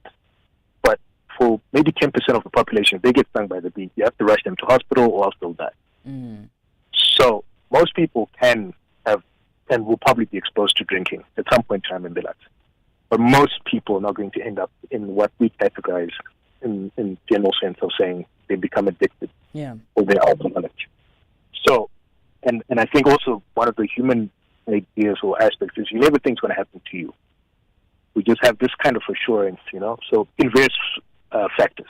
So unprotected sex, you just think, it won't happen to me. Sugar, you just don't think you'll end up with diabetes. Somehow we just have this thing as human beings, an idea in our head that it wouldn't happen to me. So when I started, and as most people have asked when they start, I said, did you ever think that with that first cigarette, you'd ever end up in a situation where you're in rehab? And most people will tell you, no, never. And, as I said, it's not just the human thing, but you look at a caterpillar, and there's nothing about a caterpillar that will tell you it becomes a butterfly unless you solve the process. Yeah. So most things start somewhere, but you never think they'll end up in a certain place. And you always think you're not going to be one of those few people who end up in that situation. So generally, we're looking at a very small population, about 10%, according to some theories, of people who cross that invisible line and get hooked, and then will find it very difficult then to stop and stay stopped, regardless of the negative consequences. I think it's important for people in general to understand what it actually feels like to have an addiction, because from the outside, looking from the outside, we say to addicts, when we see the destruction happening to them, when we see the destruction happening within the family, within the communities, just stop. Why don't you just go to rehab? Can't you see that this is destroying your life? Can't you see this is destroying the family's life, the community's life? Why can't you just stop? And I think it's important for us to all understand what's going on within the addict's mind, the addict's body, and the addict's experience, to really move away the stigmas, but also to be in a bit better position to support the addict themselves. So if you could take us through that journey a little bit later on. We need to take a very short break, and then we'll come back to you. Speaking to Taku Monyera, Head of Treatment at Crossroads Recovery Center, speaking about the journey of overcoming addiction and how to make it possible. It's 20 minutes past 10 Central Africa time. Este é o Caleidoscópio de Canal África, com Remo Samo e João Yabalá. O surto da cólera em Angola tem causado grande preocupação, afetando já mais de metade das províncias do país. Simultaneamente, a Agência dos Estados Unidos para o Desenvolvimento Internacional, USAID, um dos maiores doadores mundiais de assistência humanitária, decidiu não priorizar os países com maior incidência de malária. Para discutirmos as causas do alastramento da cólera em Angola e os impactos dessa decisão da USAID, convidamos o Dr. Jeremias Agostinho, médico e mestre em saúde pública, para partilhar a sua visão sobre o tema. A doença, nesse momento, representa o maior risco de saúde pública que nós temos. Nos últimos anos, a nossa preocupação esteve sempre centrado com os casos de malária, os casos de tuberculose e também de infecção por VIH-Sida. A forma como, em pouco menos de 2 meses, os casos de cólera vêm aumentando, acaba por representar, nessa altura, um dos maiores desafios que o país tem. É expectável que, nesta fase, o número de casos vem a aumentar. De segunda a sexta-feira, das 20 às 21 horas locais, este é o Caleidoscópio de Canal África. On the Move, weekdays, 9 a.m. to midday. Only on Channel Africa. #On the Move. Hey, this is a tough one. It's a tough one not because, the stereotypes that we have to alternative drug utilization or because of the illegalization of it, but because it has consequences that actually affect the person that we love. That's addiction. And addiction comes in many ways. And I love the fact that our guest started saying, think about your addiction to something that you really love. I've got a huge addiction when it comes to meats and salads. Not harmful, but meat can be a little bit harmful. Sugar, I love my sweets. I have to kind of let them go these days. But these addictions that we have that seem like mundane for us as ordinary people, can actually feel like these are the better ones. And then when we have someone in our lives who has a very intense addiction to something that's causing self-harm, we forget our own addictions. And I think that premise that we started from is actually a very helpful one on how to actually sympathize, but also how to also navigate and break the stereotypes around addiction. We're speaking to Taku Monyera, who is a head of treatment at Crossroads Recovery Center right here in Johannesburg, where we're broadcasting from. Taku, let's speak about that, because when we do confront someone with an addiction, we usually do it from our own premise, right? And you actually broke that kind of stereotypes, like you embarrassing the family. Can't you see what you're doing to us all?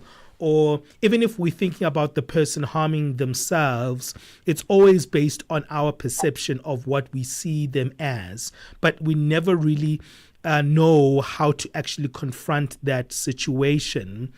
If you do have someone who has an addiction, a very self-harming addiction, what do you do? I mean, that's the difficult part, because it's probably something that you'll never really get to understand.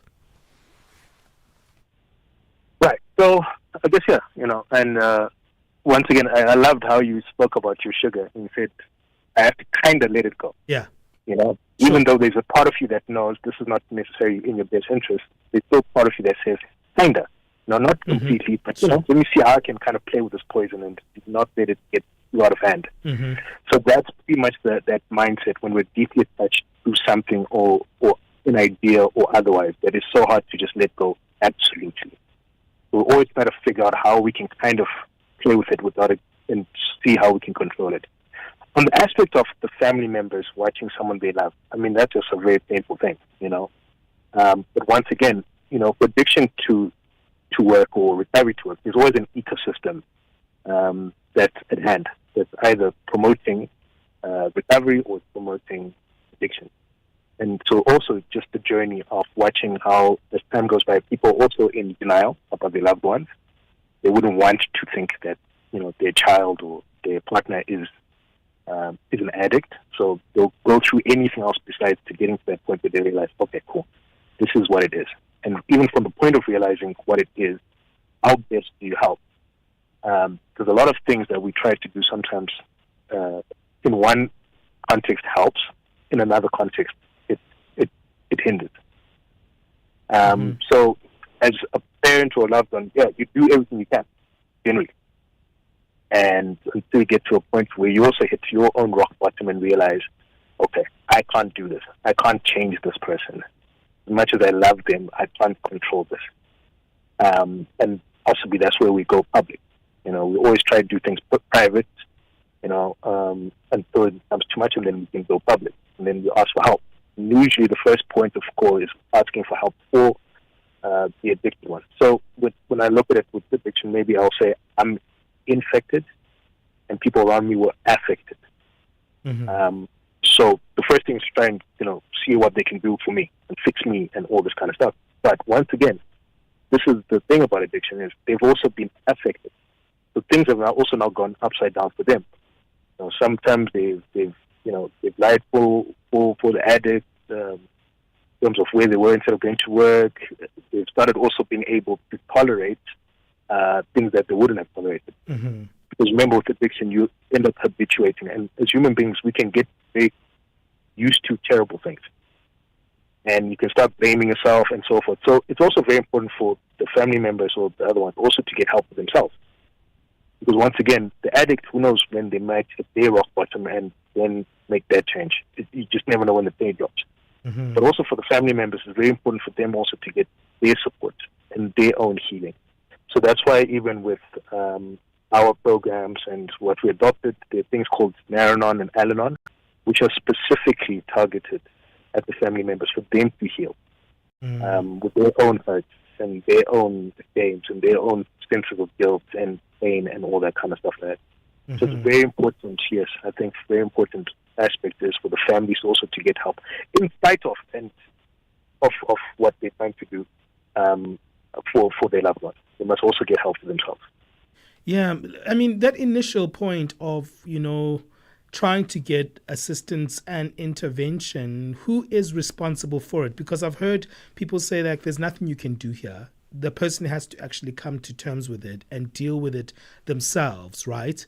You can try to intervene as much as you want as family, but if the person doesn't want to actually get rehabilitation, then there's no way to do it. You get some people like, I'll throw this one out of the house, and actually you're exacerbating the situation, because now the person that you love is going to be out there in the vices of vulnerability, right? Or there's like, I just can't deal with this person staying here because even the vibe in the house is not the same anymore.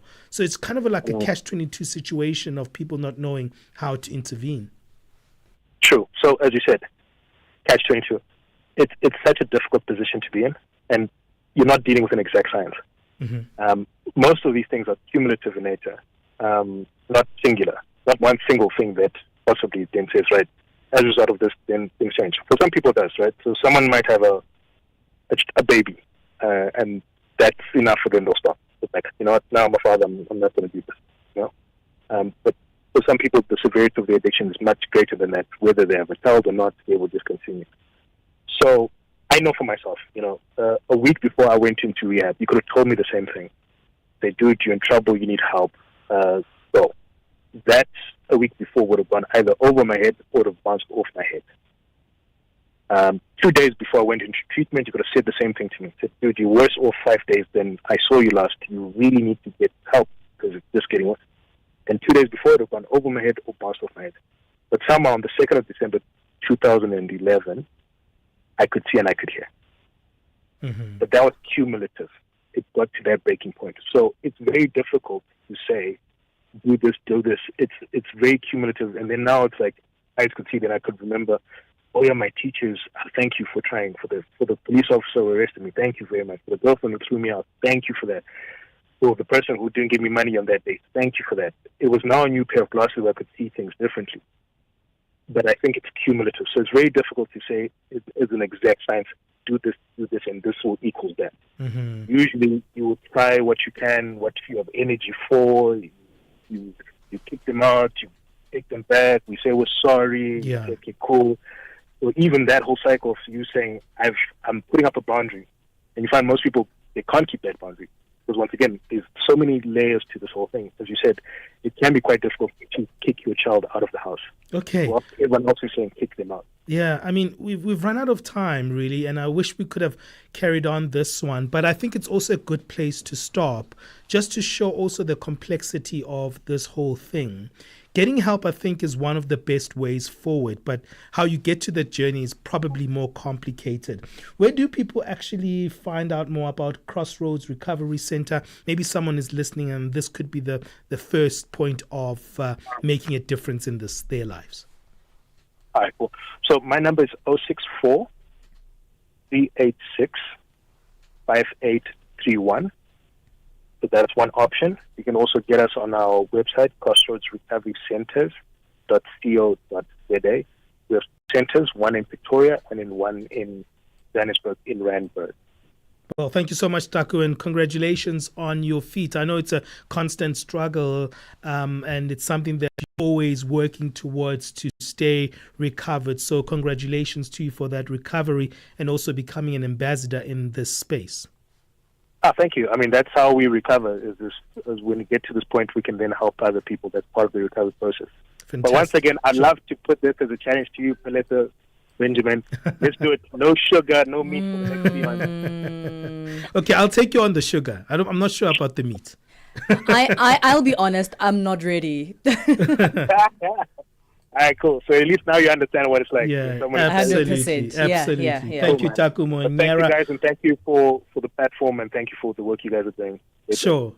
That's Taku. He's the head of treatment of Crossroads Recovery Center. Have you dealt with addiction in your life? How did you deal with it? And I see some people coming in and out of our live stream throughout the show. Thank you for joining us. Thank you to Maxon Singh. Thank you to Philip Janse van Rensburg, who's there on the line. Deirdre Fester is there as well. I see Keifa Yahaya is there listening to us on our live stream. Thank you so much. Remember, you can find them at Channel Africa 1 on our YouTube page, and definitely you can find Channel Africa there. Well, let's quickly move on right now. It's time for us to find out what's happening in sports from Musibudi Makura. Sports on Channel Africa. The African Perspective. Thank you, Benjamin. A very good morning once again from the sports desk. We'll start with the story. Manchester United boss Ruben Amorim said he was confident he was still the right man for the job. This after the club's woeful Europa League loss to Tottenham Hotspur last night, but also said he would quit with no compensation if the club's board believed otherwise. Amorim, as well as his men, had hoped to salvage something of a disastrous season that has now seen them languishing 16th in the Premier League standings, with one game to go until the end of the season. Now, missing out on the Champions League is costly, with co-owner Jim Ratcliffe also estimating the financial benefit of qualification between 107 to 135 million US dollars in broadcast and match day, as well as commercial income. This is what Ruben had to say about leaving the club. So I have nothing to show to the fans and say, I'm going to improve because of this. I had these problems. I will not do nothing. So in this moment is a little bit of faith. So let's see. And like I said before coming here in the flash, I'm always open. If the board and the fans feel that I'm not the right guy, I will go in the next day without any conversation about compensation. But I will not quit again. I'm really confident on my job. And as you can see, I will not change nothing in the way I do things. Now, Manchester United's transfer plans will be heavily affected by the Europa League final defeat. Lifting the trophy in Bilbao would also give Manchester United a third trophy in 3 seasons, as also qualified the Red Devils for the Champions League. After losing, though, in Bilbao, Ruben Amorim was asked about United's transfer business, and this was his reply. No, we have 2 plans, even for the market, and we need to understand that it's tough for a club like ours not to be in the Champions League, but we have to use the other side. So if we have more time, we have more time to think, to work on, during the week, and to be better in Premier League. That will be our focus. On to some tennis news now. Novak Djokovic cruised into the quarterfinals of the Geneva Open after he began his latest bid for a 100th ATP title with a straight-set victory over Martin Fuskus. Now, Djokovic, who turns 38 today, won 6-2 and 6-3 to record his first win on clay since completing a Grand Slam. A career Grand Slam at the Paris Olympic Games just last year. The Serbian will return to the scene of that triumph at Roland Garros for the French Open in pursuit of a record-extending 25th major title from Sunday. Now, finalizing his preparation for the second Slam of the year, this opening victory in Geneva ended a 3-match losing streak for Djokovic following his first exit in Madrid as well as Monte Carlo since losing at the Miami Open final in March. Seeded second in Switzerland behind world number 4 Taylor Fritz, the 6th-ranked Djokovic will meet Italy's Matteo Arnaldi for a place in the quarterfinals of this competition. Now, South Africa's representatives at the Basketball Africa League this year, made by basketball, have recorded their first victory in this year's competition, beating Kenya's Nairobi City Thunder 74-71 in a match that took place yesterday. MBB had lost their opening 2 matches this past weekend after Al Ahly Tripoli as well as Rwanda's APR, but bounced back yesterday in the 3rd game in the Nile Conference. Now, this also had been they had been behind in the first 3 quarters of that game, but veteran campaigner Peter Prinsloo explains just how they managed to come back into that game by beating the side from Kenya. Prinsloo also produced a BAL career high for himself in this game, also scoring about 30 points with 11 rebounds in that game. I mean, obviously with the way the game was going, if I could have took the shot, if it came to me, I would have wanted that. But they also understood that I am hot, so they took me away. And we have faith in him. He's one of our best shooters. So when he got the ball, we know. Right, so that's a wrap from the sports desk at the Sawa. For any sports stories you'd like to share with us, our email address is newsroom@channelafrica.co.za or call us on +27 11714 4459. For Channel Africa Sport, I am Musibu Di Makura. Sports on Channel Africa. The African Perspective. Hi there. Do you want to elevate your business and give it a voice in South Africa and Africa as a whole?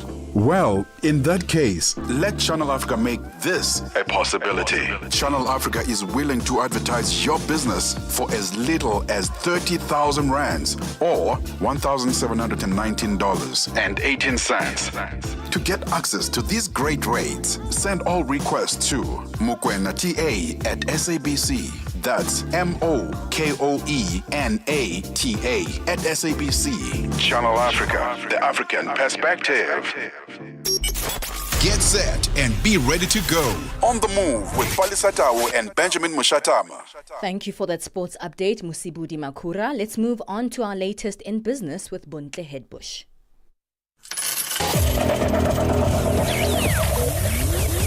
Business news on Channel Africa. The African perspective. Thanks, Palesa, and a very good morning to our listeners.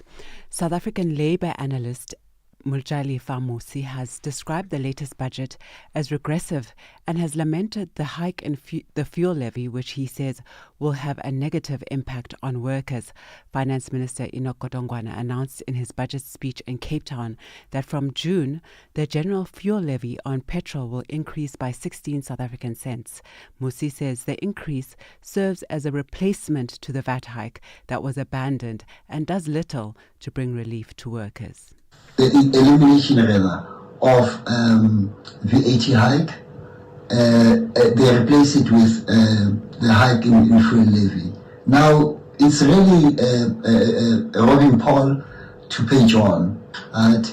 But if you look at the expenditure of workers, 40% of the workers' earnings are on transport. So if you push up fuel levy, what it means is that you're pushing up transport, you're pushing up food, you're pushing up everything.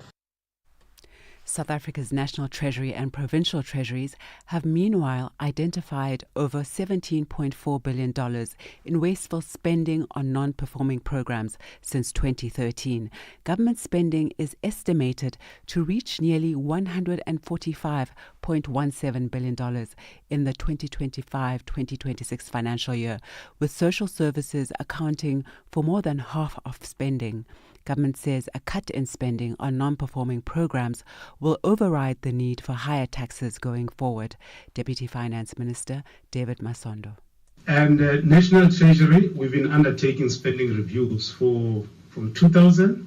The key issue is how those spending reviews are treated by accounting officers and departments. There's so much we can do from our side, but departments are responsible for cutting fat and waste in the way in which they spend public funds. And the President, working with National Treasury, will also be working hard to make sure that we cut waste.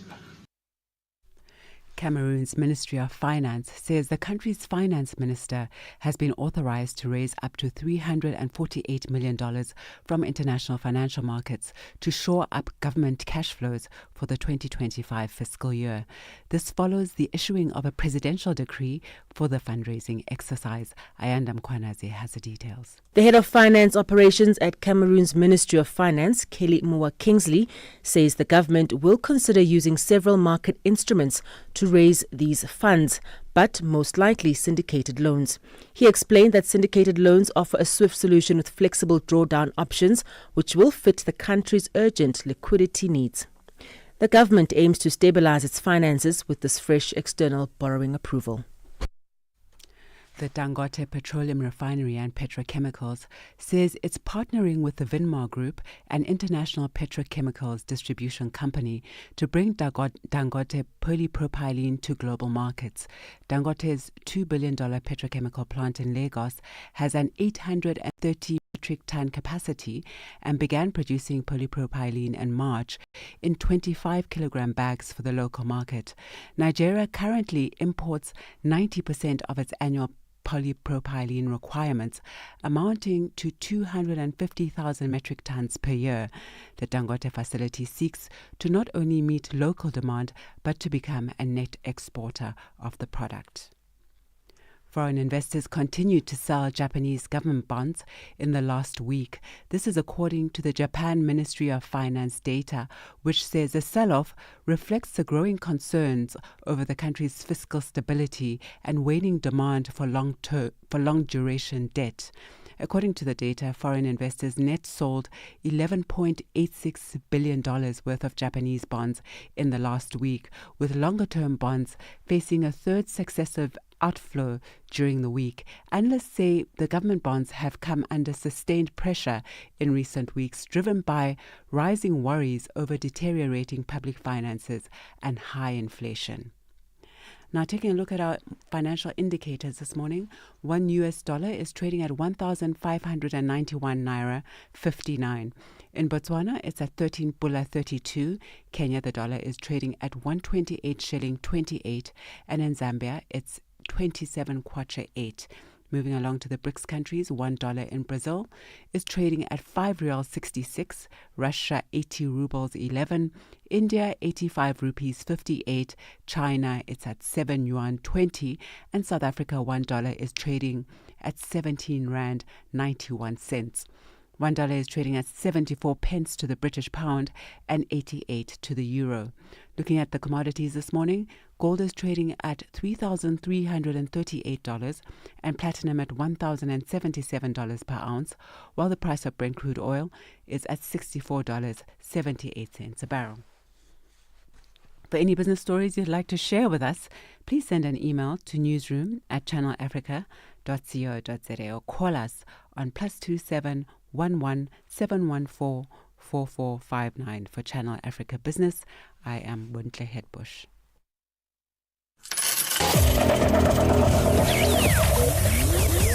Business news on Channel Africa. The African perspective. It's Channel Africa's birthday month. Happy birthday! Celebrate Africa's voice with us. Catch us on SABC Plus, DSTV Audio Bouquet 802, and Satellite Channel PAS 10.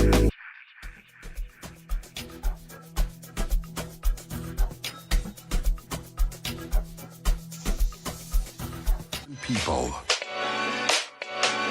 We have been there through every shift, every milestone, and every triumph. Not just reporting history, but shaping the conversations that define Africa's future.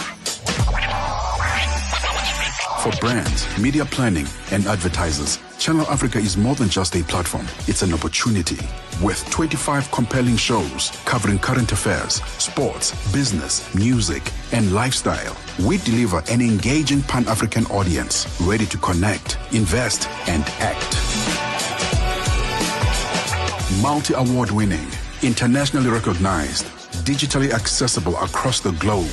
When Africa speaks, the world listens, and Channel Africa makes sure of it. For business, for culture, for Africa, partner with Channel Africa, because Africa's voice is the future. Africa is a story.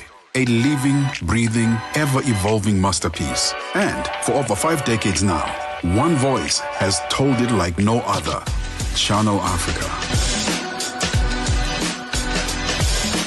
More than just a broadcaster, Channel Africa is the pulse of the continent. African-led, African-run, and deeply rooted in its heritage. It's the only international station that speaks to Africa in its own voices. English, Kiswahili, Chinyanja, French, and Portuguese. The languages that unite 1 billion people.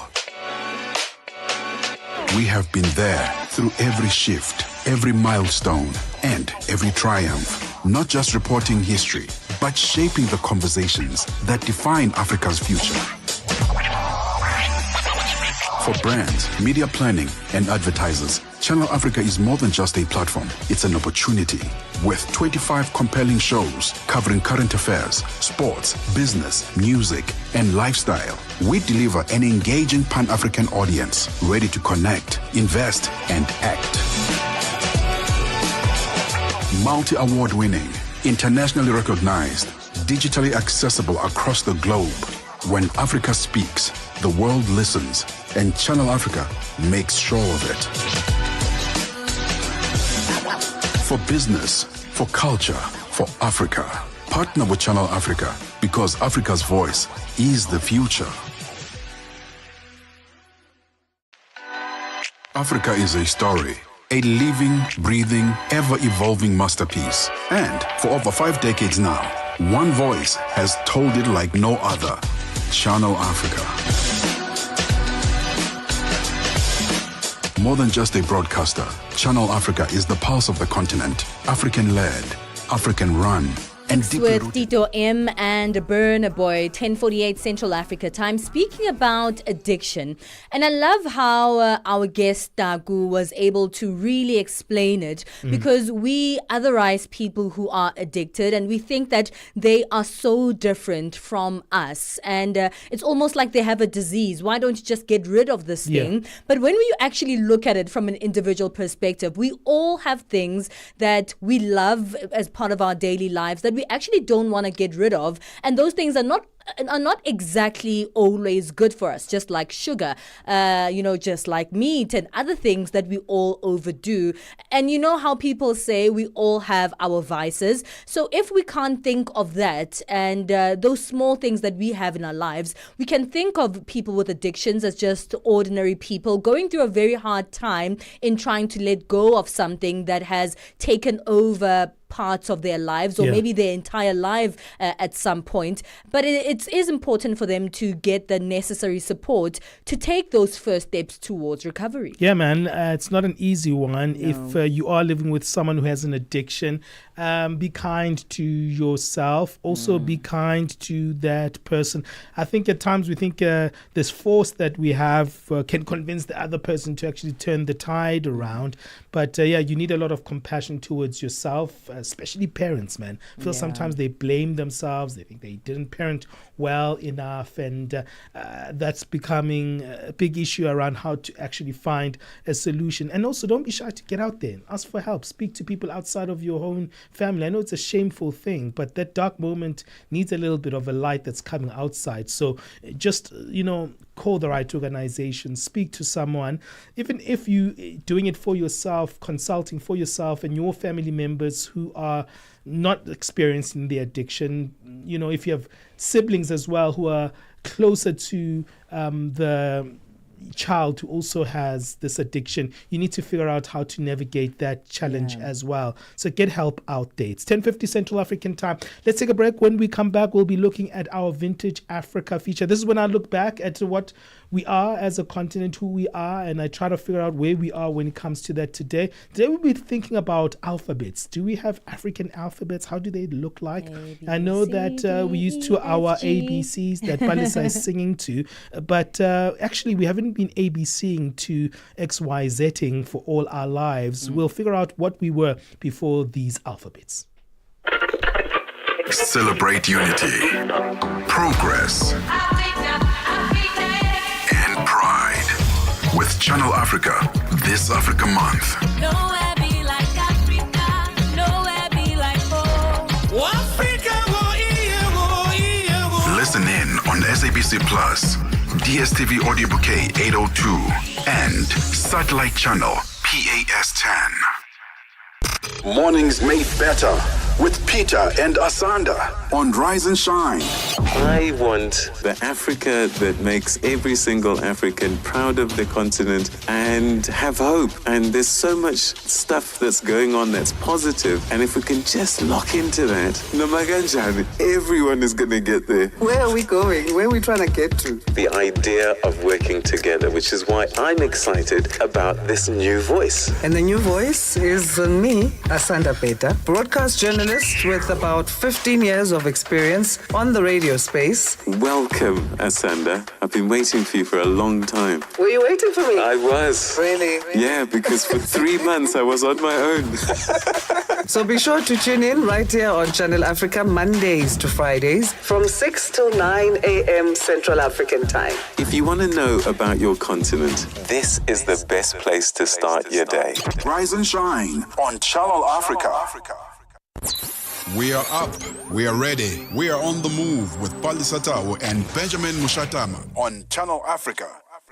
Hey, it's time for our Vintage Africa feature where we look back in time and we figure out where we are right now and we make those particular comparisons. And what has happened over time is that writing has all become about the English alphabet, right? The A to Z has become the norm for people in most tribes and cultures of the world. It's not just us here in Africa. However, do you know that Africans didn't always have the use of A to Z alphabets? What did we then actually use? How do you think we communicated and wrote letters back then? So not the ABCs? You think your great-great-great-great-grandfathers didn't have a way to write to one another?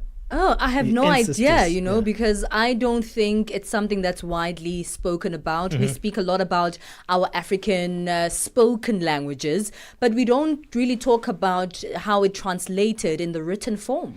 Do you think it's important that we should know what our ancestors wrote, what format they wrote in? 100%. Or do you think it's like, okay, it doesn't matter anymore? No. Like some people, I think it's important because it's obviously a lot of African history erasure, and we need to understand that intelligence has always existed on the African continent, and reading and writing has also been part of those structures. Yeah, absolutely. If we don't know our historical alphabets, it means that we're literally assuming that we as Africans have always been illiterate, that we haven't really been sophisticated in education and in learning. And that's one of the biggest things in Africa, that we always assimilate to a Western type of education, or we think foreign education is actually better than our forms of education. I was reading this very interesting article by Samuel Phillips, a writer, a graphic designer, photographer, songwriter and singer, who actually looks at Africans' writings. And he says, you know what, the biggest misconception is that we don't have any of these particular writings, and that we actually started right now in terms of engaging in writing. But he actually throws back the development of writing to 5,000 to 3,000 BC. And he starts with what is called the Proto-Saharan type of writing, which came even before the rise of Egyptians and Sumerians, and was actually a form of writing that was very, very big in sub-Saharan Africa. I've got some scribblings. Did you see the scribblings I sent you via your WhatsApp? I did, and I was like, I have no idea what any of this means. Yeah, the scribblings look like nothing. They look absolutely like we can't interpret them, right? But there are these kind of writing. In this particular type of writing, the Proto-Saharan, there's a lot of lines, there's a lot of crosses, there's squares, there's a little bit of dots in the formation of it, and it was usually on rock because then paper wasn't that available here on the African continent, of course. So rocks were kind of a very important part of our writing. And then they have something that developed into what is called Wadi al Hall,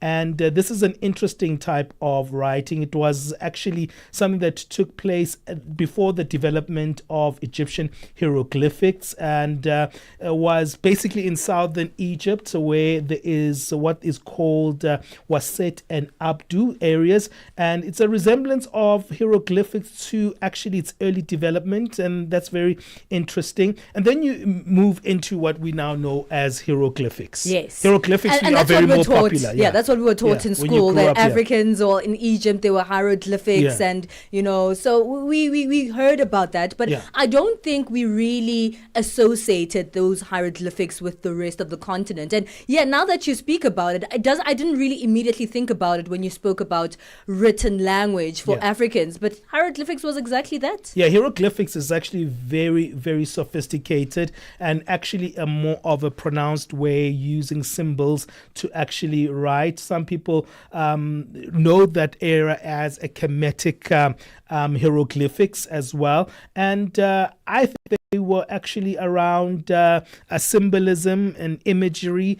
That's one thing that actually stands out. It's more developed than just the crosses and lines that we see in the previous eras of writing. And then there's also other different types of hieroglyphics actually that's represented between 5000 BC. And there's so many different ones, right? Actually, if you do research this, you'll see that in different regions they had different types of writings. If you think about Ethiopia, if you think about the Nubian groupings as well, that's also a very different type of writings.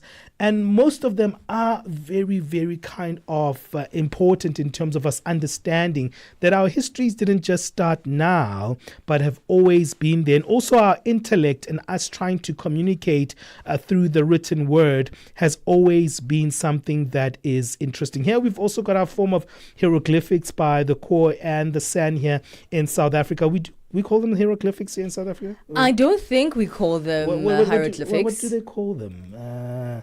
I forgot the term. But I know the San and Khoi have their own writings that are very unique to our way of writing here. I just forgot what we call those particular writings. But I think they are cited as hieroglyphic in their nature because they're on the rock format. So yeah, man, it's interesting to know that we as Africans are not just who we are right now. We've always been, and we've always communicated in sophisticated ways. What's your take on that, our ways of writing in the past? And do you think that we should revisit those ways and maybe explore them a little bit more? Maybe we don't have to write in those ways, but definitely learn a little bit more about those particular histories. Let us know on +27 634 006 9126. Hey man, let's go back to the music. You are listening to Channel Africa on DSTV Channel 802 OpenView 628. And remember, you can also find us. Oh no, we can actually move on right now. I'm just looking at the time. We can't get music. I love the music of Channel Africa, but we can't get music right now. It's not even Friday yet. It's not even Friday yet. Well, thank you to Billy Bokosi. Thank you to Sosten Laniel, Mohammed Ramsey. We see everyone on that live stream. People keep coming in and out during our 3-hour journey.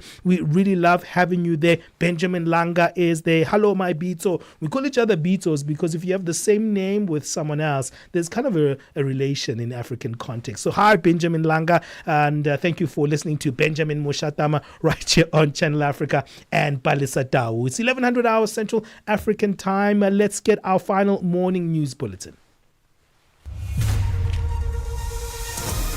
SABC News. The African Perspective. Thank you, Benjamin. Looking at your top stories, the absence of international human rights groups regarding the white genocide in South Africa raises a credibility issue for the United States, and the highest decision-making body of the World Health Organization adopts global pandemic agreements. Latest news, greetings to our listeners. U.S. foreign relations expert Johanna LeBlanc says the absence of reports from international human rights groups regarding a white genocide in South Africa raises credibility issues for the United States. Yesterday, President Donald Trump made claims that there is a genocide in South Africa, presenting a video of the economic freedom fighters leader Julius Malema singing the Kill the Boer chant as evidence of his session. In response, President Ramaphosa rejected these claims, emphasizing that the inflammatory rhetorics from certain groups does not reflect the government policy. LeBlanc says South Africa may need to adjust its policies to sustain its relationship with the U.S. Certainly, there are policy differences between South Africa and the United States. When you look at South Africa's relationship with Iran, when you look at South Africa's claim before the ICJ against Israel, these are all problematic policy positions on the perspective of the United States. So at some point, in order for relationship between the United States and South Africa to be normalized, South Africa is just going to have to shift a bit when it comes to some of its policy positions. Furthermore, political analyst Kenneth Mokgatle has defined South Africa's move to ask for assistance from the U.S. in dealing with the crime in the country as weak. This follows a confrontation at the Oval Office where President Donald Trump reiterated claims of genocide in South Africa. In response, South Africa asserted there is no genocide in the country, but acknowledged the issue of widespread crime that affected all races. One delegate appealed for U.S. technological assistance to assist in combating crime in the country. Mkhatle says this shows that South Africa cannot deal with its own issues. All of them in the room, they surrendered this to the U.S., asking the U.S. to assist them with their new technology to deal with the crime issue in South Africa. That was, I think, weak because it shows that South Africa is incapable of dealing with their own issues, and they rely or they are asking now for a foreign intervention on the local issues, which they can easily deal with. Uganda's parliament has passed an amended law that permits military tribunals to try civilians, prompting protests from the opposition, who said the move violated a Supreme Court ruling in January that banned such trials. The practice in use for the last 2 decades has long been criticized by opposition politicians and rights campaigners who accuse the government of using court-martial to silence opponents, which it has denied. The head of the military, Muhoozi Kainerugaba, praised the Speaker of Parliament and government lawmakers for passing the bill. The World Health Assembly, the highest decision-making body of the World Health Organization, has adopted the Global Pandemic Agreement. The Pandemic Agreement proposes the establishment of a series of new platforms and mechanisms aimed at comprehensively reforming the existing systems for pandemic surveillance, prevention and response. The Chief of Staff at the Ministry of Health of Ethiopia, Dr. Mebruta Masebo, explains. One of the motto in our revised health policy is how we can make the health services fit for 21st century. The world is now moving to digitization, moving to artificial intelligence. How that can help the health service of those marginalized group than the advantaged one. So how we can reach more people with digital health initiatives, including identifying it, and also the research, standardization, infrastructure improvement should all consider the new development that the world is going. The academic and indigenous knowledge systems expert, Dr. Thulisile Buddha, is an advocate for the integration of indigenous research methodologies within educational institutions and has emphasized that traditional Western research approaches have historically marginalized indigenous communities and their knowledge systems. She says if urgent action is not taken, native intellectual traditions and wisdoms could perish within 2 decades. She shared her thoughts with Channel Africa's Peter Ndoro. Our own people have started this work. We will also continue protecting this work, just like the Maori people are doing. Have you seen in Parliament? They chant, they sing their songs, they're proud. You get shivers because they understand what they've been through and they understand where they're going, and they embrace their knowledge systems proudly with the face marks and chantings and the face expressions. And if we fail, if we do not learn from the people of New Zealand, then we don't stand a chance as Africa to speak about indigenous knowledge systems in the next 20 years. You can catch the full interview of Dr. Thulisile Buddha with Peter Ndoro on this week's podcast at Channel Africa Conversations on our YouTube channel.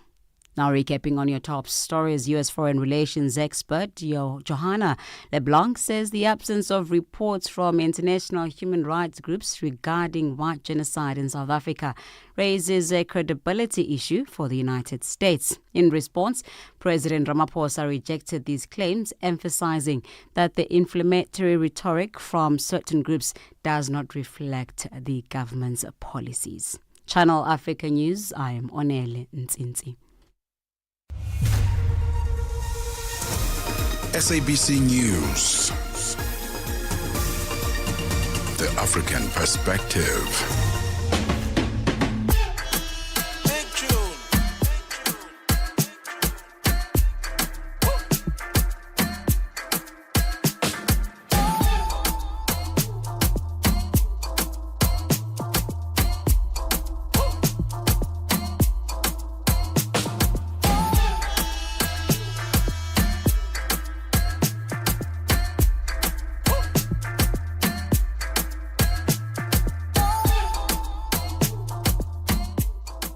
7 minutes past 11 o'clock. Thank you so much to Onele for keeping us going in the morning with the news, always keeping us informed there. Well, let's keep moving with you as we move into the final leg of our show. It's the final hour of On the Move, and we end this final hour with our parenting feature. We call it the Parenting and Family Corner.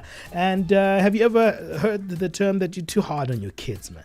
No, you're too soft on your kids. There's kind of like no way that you can get it right sometimes, especially when you're dealing with in-laws or, grandparents. Sometimes like, am I doing this the right way, or must I do it their way or my way? And there's always kind of like also younger generations trying to parent differently to their predecessors, and you don't know how they're actually getting it right. I happen to love my son's grandmother. She's pretty cool. I sometimes just like go visit her, and we sit with my boy and we chill in her lounge and we talk and we speak about parenting, her style, my style, and she's got a very cool way of kind of parenting my son. And actually she is my son's like key parent because he just loves her and spends a lot of time with her grandmother actually.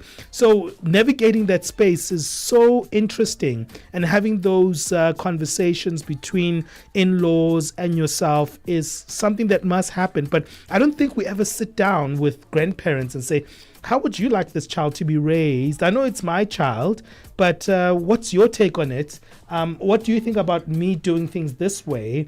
And having that negotiated space, because sometimes we forget that even grandparents are a form of parents. We just think that we focus on the grand, not the parent. And not the parent. But, our mothers and fathers are as parents to our children as we are, and at times we take away that element away from them, and can be a little bit sad when we don't consolidate the different styles, if they are healthy styles, right? I'm not talking about toxic kind of grandmothering or grandfathering. I'm just talking about like just styles and ways of seeing children develop. And it's actually weird because on the African continent, grandparents parent a lot. Yeah. Grandparents are actually key providers, key caregivers for children on the continent. So we're not like the Western world where most families have, the mother and the father, and then they're just away from the grandparents. Most of our families here on the African continent are children born within the grandparents' families, their homes, and grandparents are key providers and caregivers to the children. Sure. So they're actually the ones that take care of most African children more than their own biological parents. Yeah, absolutely. But that doesn't diminish your style as well, how you want to do things. And, that whole conversation is so important, how you navigate just that inclusive way of parenting.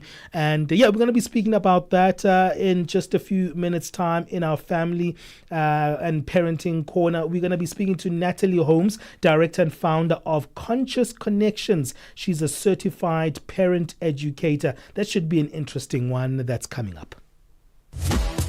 Você é fluente em português? É apaixonado por rádio e quer trabalhar na África do Sul? Você tem documentos que o qualificam para trabalhar na África do Sul? Nesse caso, podemos ter uma oportunidade para você trabalhar no Canal África. Envie seu currículo e demonstração para Canal África at newsroom@channelafrica.co.za. Lembre-se, se você não receber alguma resposta nossa em 14 dias, isso significa que você não foi selecionado. Canal África. A perspectiva africana. Benjamin Mushatama and Palesa on the move.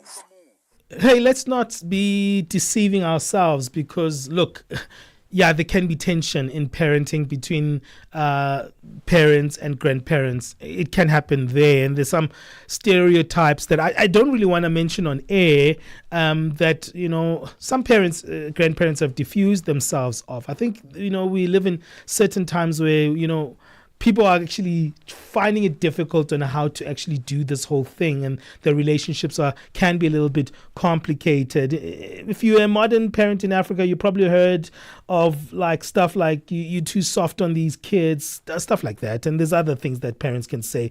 But today, many young parents are choosing gentler, more informed approaches to raising children, but they're doing so under watchful eyes of those who believe that old way just worked fine. What happens when your parenting style clashes with that of your own parents or in-laws?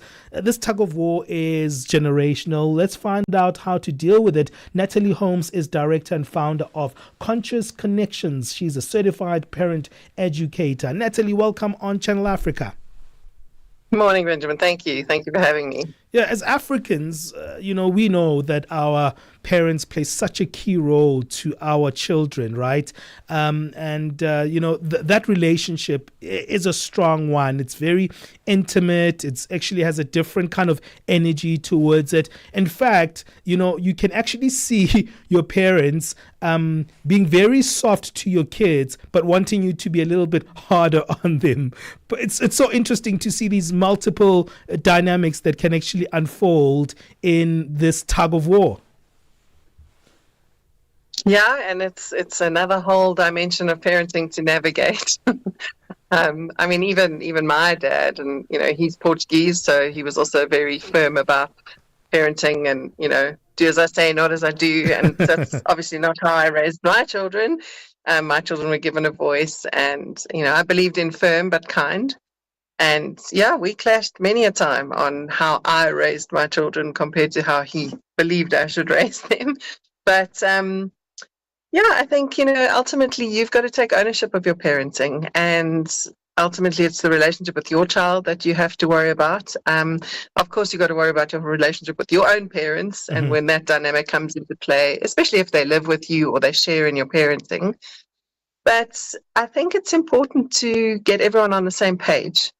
Often I've been court appointed, in fact, in broken homes where there's divorces, to get parents in both homes on the same page. And I think you do the same principles with your parents and the grandparents, just if we could put everyone down, get everyone on the same page.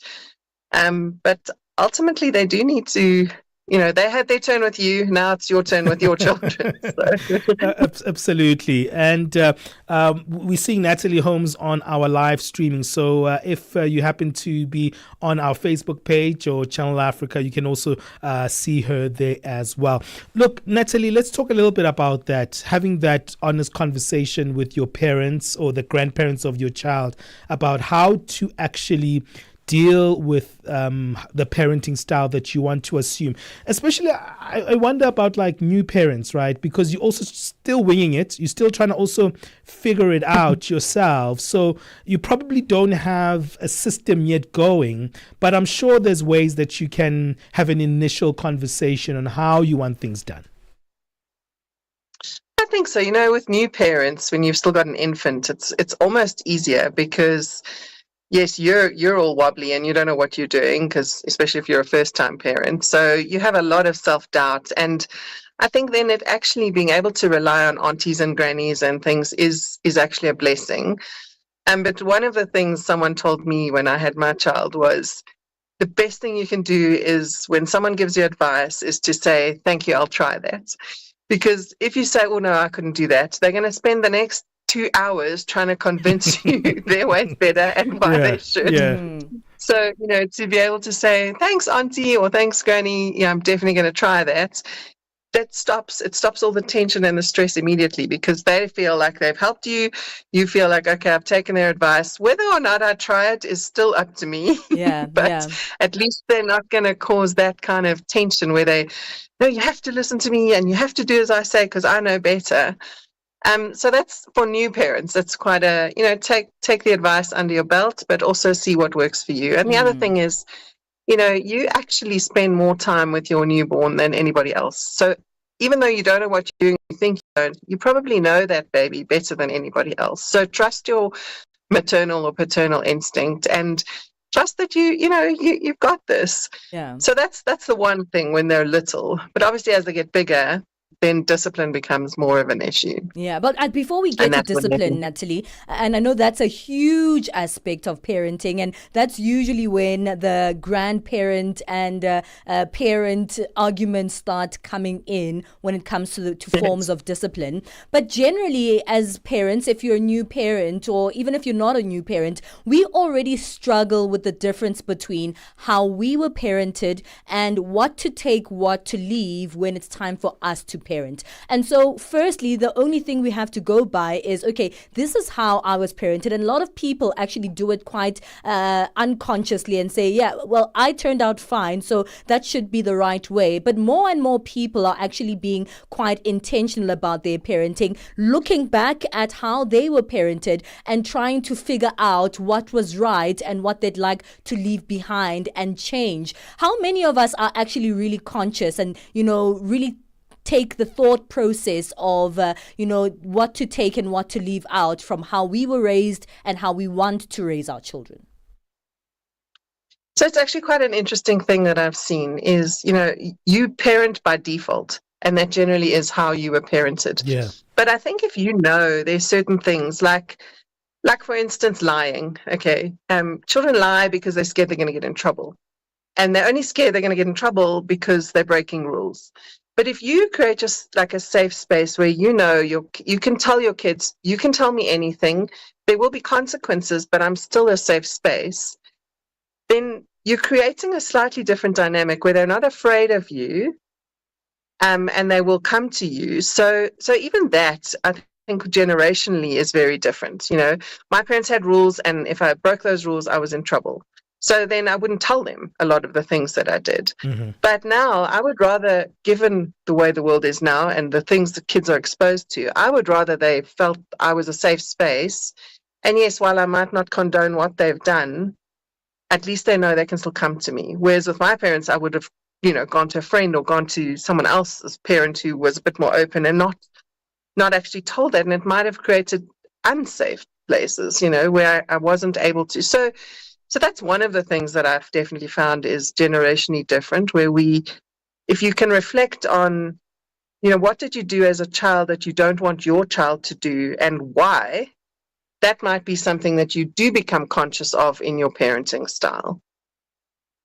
All right, we're going to take a bit of a break. I like that because I think some of them are kind of natural inclinations and generational differences, right? But there's also some old school stuff that could work with our generation that we can incorporate in our parenting. So not everything bad that a grandparent could have or say is probably going to be necessarily of a dispute. But there are times where you're going to be like, no, do not shout at my child, grandmother. I don't like that. There's no spanking allowed in this house. So those are the ones that you get that clash and that differences, those kind of traditional ways of actually doing things, especially when it comes to discipline, right? So we'll unpack those after our break. Africa in Song with Chanduko Ligege.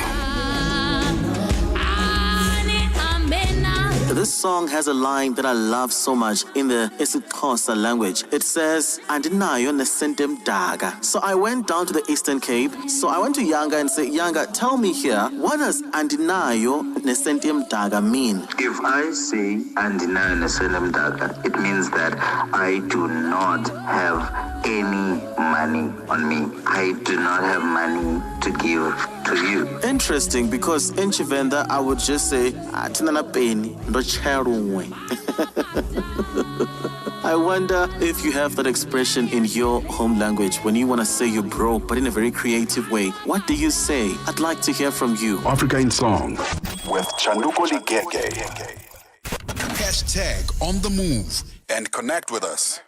We're exploring the generational tug of war in parenting, how you parent versus how your parents parented you, but also their input on how you parent your own children. This is what we're talking about in today's parenting and family corner here on the Move. Still joining us is Natalie Holmes, a director and founder of Conscious Connections. She's a certified parent educator. Natalie, I remember a time, for the most part, in the beginning of my son's life, I was living with my mother as well. So we used a lot of her methods of parenting. She was one of the key parents alongside myself and my sisters in parenting my son. But there came a particular moment where I started having my own ways, my own thoughts and ideas on how I'd like to parent my son. The issue is not a lot of people actually have the conversation. And that's what can lead to a lot of conflict between, grandparents and parents when it comes to parenting a child. But I took my mother aside and I said, here are some particular things that I would like to do differently from what you did when it comes to parenting my son. So because you are a part of this, I would like to ask you to stay away from doing A, B, C around my son, because I'm choosing to do E, F, G. And I think we had a great understanding, and that's exactly what took place. But that's not exactly a conversation that happens in many households when it comes to this conflict of parenting, right? No, it's a very difficult one to navigate, because I think when you're with your parents, you still feel like a child, right? Yeah. So to have that kind of grown-up adult to adult conversation is difficult. So well done. Hats off to you for doing it. Thank you. But I do think if you can, out of the emotion of the moment, not when you're busy disciplining a child, but if you can sit them down at another stage and say, like you did, this is how I want it to go. This is why. I'm not negotiating on the rules. I just will bring them about in a different way. And while I value your wisdom and your input, I want to try it this way. So can you support me in that? And I think if you put it in a way like, can you support me in this is how I want to do it? They're a lot more open to it than if you just said, okay, I don't like the way you do it. Don't do that. So if you put it in you're one of my biggest support systems, I can't do this without you, but this is how I'd like to do it, and can we try be on the same page? I think it makes that conversation a lot easier and the conflict less. And you're still being respectful. You're still saying, I value you, I value your input, but can we try this slightly differently and see how that falls? Now let's come to this big issue, the biggest issue that has the grandparents and the parents at a tug of war when it comes to parenting styles, and that is discipline. The way that we were disciplined, and even the way that our parents were disciplined by their parents is continuously changing, but it's always been about firmness and sternness and sometimes a little bit of spanky. So let's talk about that, because that's a huge issue when it comes to this fight of parenting. So one of the things that I found is useful in that conversation is to say, like our parents, our grandparents, they, to be able to teach you a lesson, they almost had to make you feel bad. And that was where the punishment and the smacking and the shouting all came from. Like, I need to drill home how terrible you were because of what you did. And I don't think that that's necessary. You can teach a child a lesson without making them feel bad about themselves. So I do talk about separating the deed from the doer. I can say, that thing you did was terrible. I can't believe you did it. But I don't have to say, you're a terrible human. And I think that's one of the shifts that happen between the generations. And I think if you can somehow drive that home as well with the older generations, that you can still teach them a lesson without making them feel like they're a failure as a human. And that creates already a massive shift between the very stern, firm discipline that they used versus the firm and kind discipline that we try to embody when you're a much more conscious parent. Mm-hmm. That's so interesting. I mean, I think this is kind of the ideal, right? But there are many families that they're not where we are, right? They've really haven't handled it very well. It's been disastrous in how they've done it, because there's just been conflict between mother-in-law and wife. It's just been like, we're not getting this thing okay. How do you restore those kind of relationships, and how do you sit someone back on a table and say, okay, I can't make you do the things that I want you to do, right? Or I can't actually do the things that you also want me to do, but we have to find some form of compromise here, because number one, what happens most of the time is that parents isolate their kids from their grandmothers just because maybe for good reasons, right? Like the spanking issue, maybe the shouting issue. But how do you bring that conversation back whereby you can, let's restore this relationship, because you are needed in this child's life, and I also need you in my life because you are still a parent? Yeah, I think it comes down to boundaries. I think you have to say, look, you literally had your turn with me, and this is actually my child. And while I value you in their life and I want you in their life, you've got to be your child's advocate to some extent. And it's tough with parents who are tough. But at some point, you've got to actually draw the line in the sand and say, you know what, I'm actually not going to tolerate you making them feel bad or smacking them or whatever it is that you decide your boundary is. And just say, like, I want you in their life, but this is the conditions under which it has to happen. And yeah, it's a tough conversation, but I think if you're firm and they realize you're not going to mess around with this and you're not going to tolerate it, they will eventually, I don't want to say toe the line, but I think come to the party is probably a better word. Yeah, absolutely. Yeah, but and just do it with respect. Say, like, I love you and I do this with the greatest of respect, but this is my child and this is how I want to do it. So you may not smack them anymore or whatever it is that your boundary is. And just say, like, try it this way and let's see how it works. Let's just try it for 2 months and see if you can still be effective in a different way and see how that falls. I have to say, Natalie, you have a lot of affection in how you say these things. And most of us, when we parent, affection is the last thing that we actually think about, right? But I think affection is such an important thing on how we engage with each other as families. I mean, why do you think that kind approach is such an important one? We forget kindness when it is really needed, especially with those close people. We'd rather be more kind with our business partners because that's where the moolah is coming from. We'd rather be kind with someone that we've never met because it's the first time we're meeting them and we want to set a good impression. But then sometimes that kindness in our family context, we kind of miss it. And I think that's the theme I've kept getting from you, that let's talk with each other with a sense of kindness and affection when dealing with these tough issues. I think it's critical. I mean, the world needs more kindness, right? And if you can't model that at home, where else can it be? You bump into a stranger and you'll say, oh, excuse me, or I'm sorry, but, your child bumps into you and you go, where the hell are you going? What were you walking? Sure. So I do think we need to bring that kindness home. And if you want to raise kind kids or kind adults, you have to model that. So I think it also requires a lot of us checking in with ourselves. Would you speak to a stranger like that? Then why do you speak to a child like that?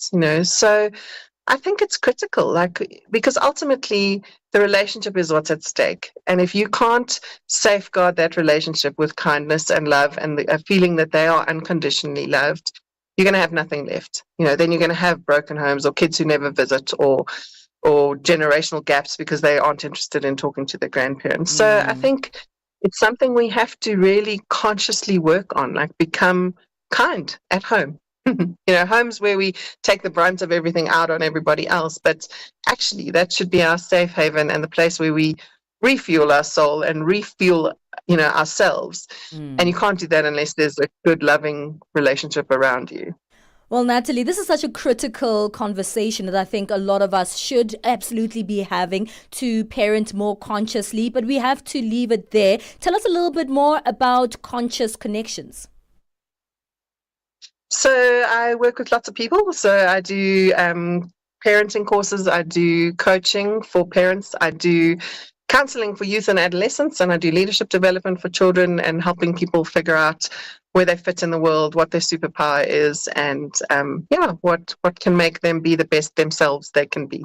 Thank you so much for your time, Natalie. That is Natalie Holmes, director and founder of Conscious Connections. She's also a certified parent educator, speaking to us about parenting style clashes between parents, in-laws and grandparents, and how you can form good connections all round in trying to build your community, a healthy community to raise your children. It's 11:30 Central Africa time. Once again, time for our latest sports news with Musibudi Makura. Sports on Channel Africa. The African perspective. Thank you, Palesa. Novak Djokovic cruised into the quarterfinals of the Geneva Open as he began his latest bid for our 100th ATP title with a straight-set victory over Martin Fuskus. Now, Djokovic, who turns 38 today, won 6-2 and 6 his first win on clay since completing a career golden slam at the Paris Olympic Games in Paris, France, just last year. Now the Serbian will return to the scene of that triumph at Roland Garros for the French Open in pursuit of a record-breaking 25th major title this coming Sunday. So finalizing his preparation for the second slam of the year, this opening victory in Geneva ended a 3-month losing streak for Djokovic following a first-round exits in Madrid as well as Monte Carlo since losing at the Miami Open final in March of this year. Seeded second in Switzerland behind the world number 4 Taylor Fritz, the 6th seeded Djokovic will meet Italy's Matteo Analdi for a place in the semi-finals of this clay court event. And Raducanu meanwhile suffered an injury scare just 4 days before the start of the French Open as the Brit lost to Daniel Collins of the USA in Strasbourg. The 22-year-old produced an excellent first set but needed treatment on a lower back issue after falling 5-love down in the second set. Now seemingly inhibited by the problem on her return, Raducanu came back from a breakdown in the decider, but Collins had rallied again to win that match 4-6, 6-1 and 6-3 and reached the quarterfinals. Raducanu had taken a wild card into the clay court event in Strasbourg to get more practice on the surface before the French Open starting this Sunday.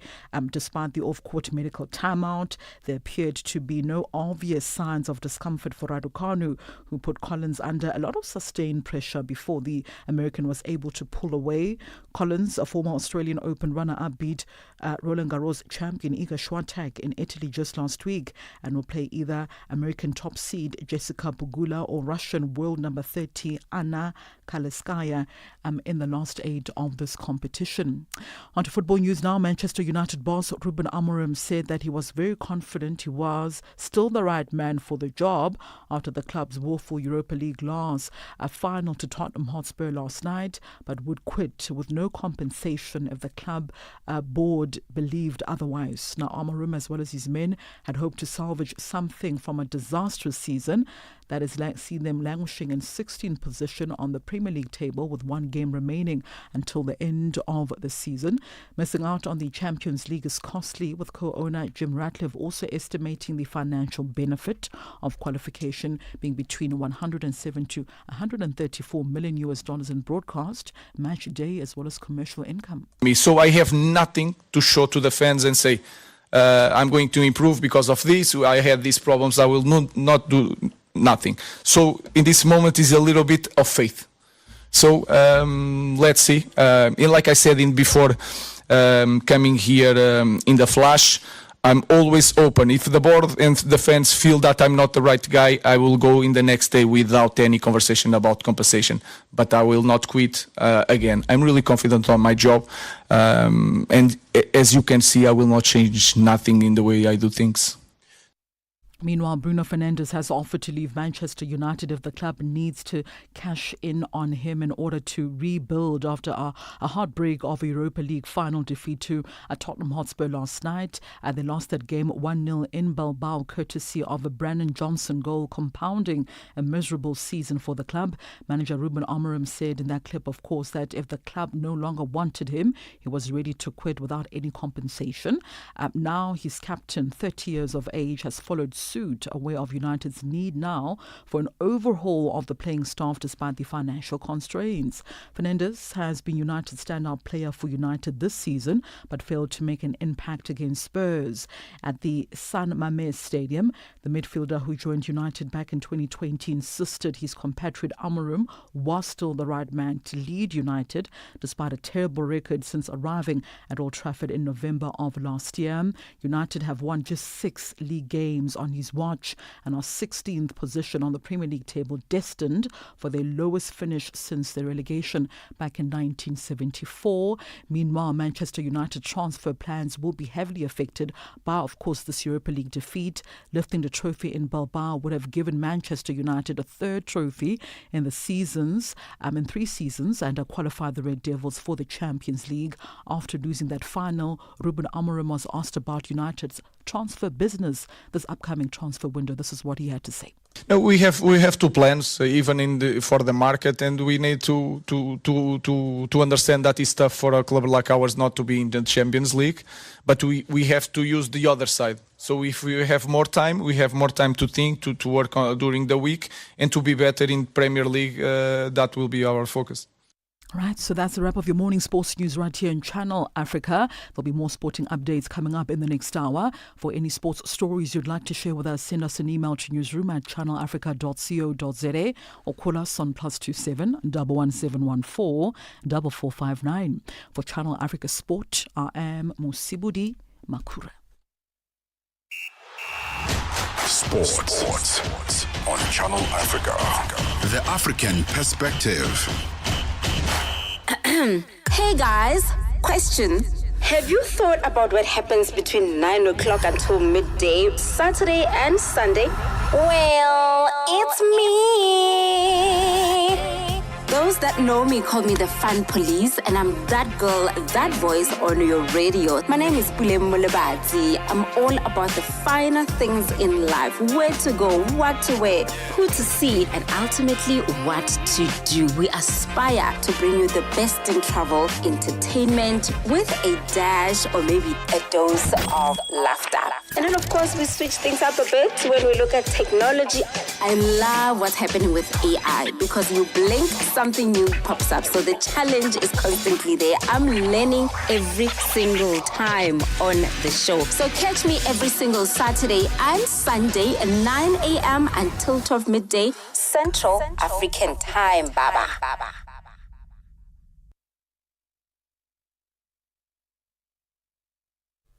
Let's move on right now. Let's move on right now and get our latest business news from Buntle Headbush.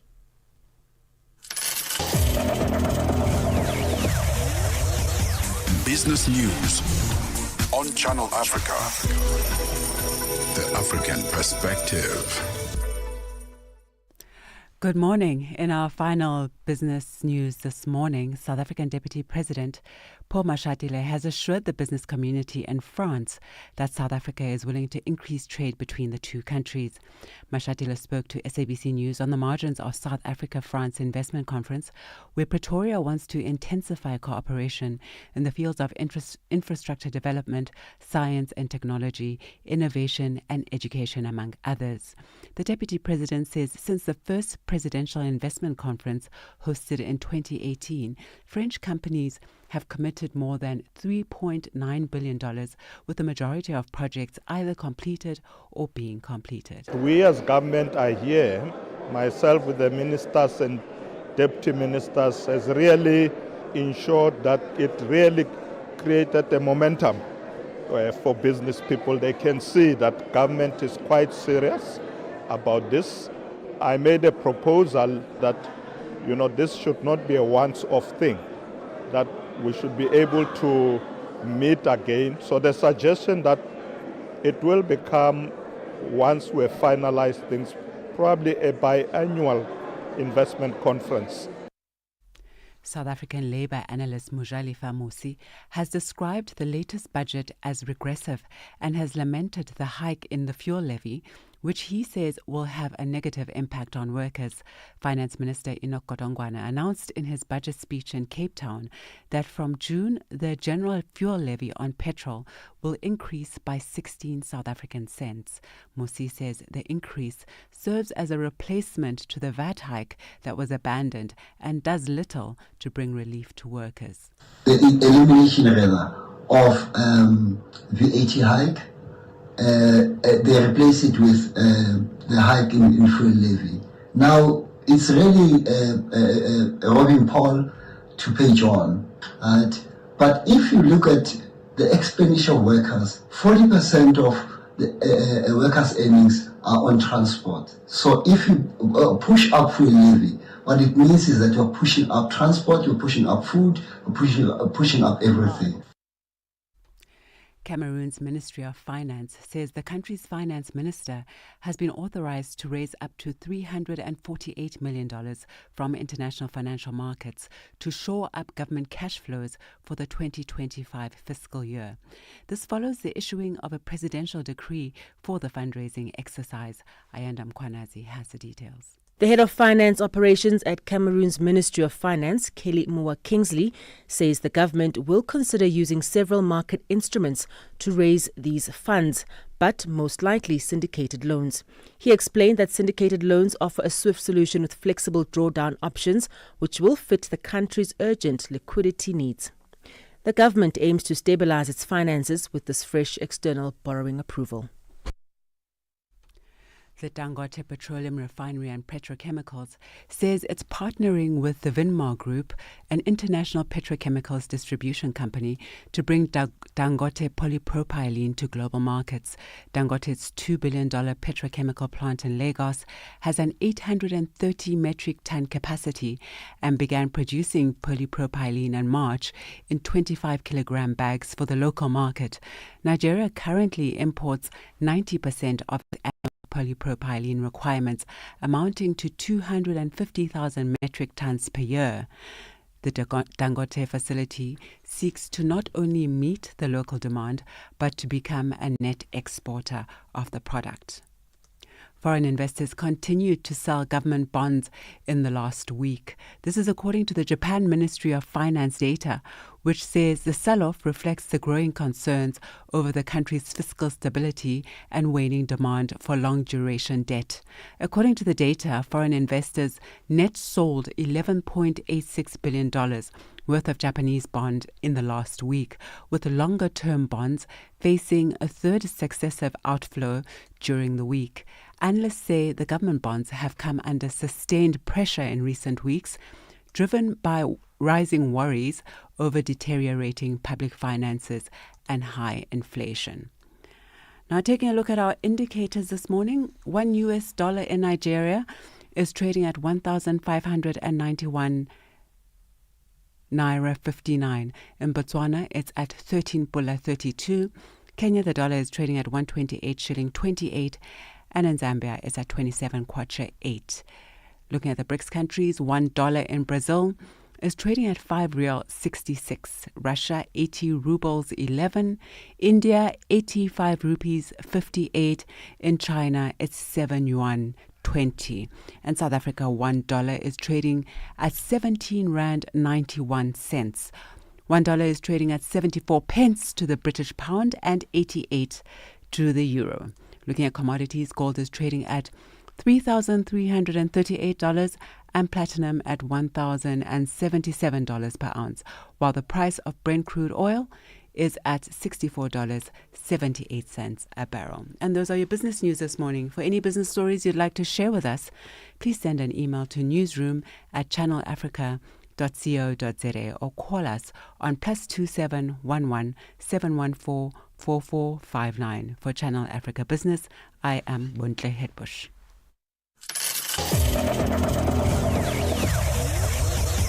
Business News on Channel Africa.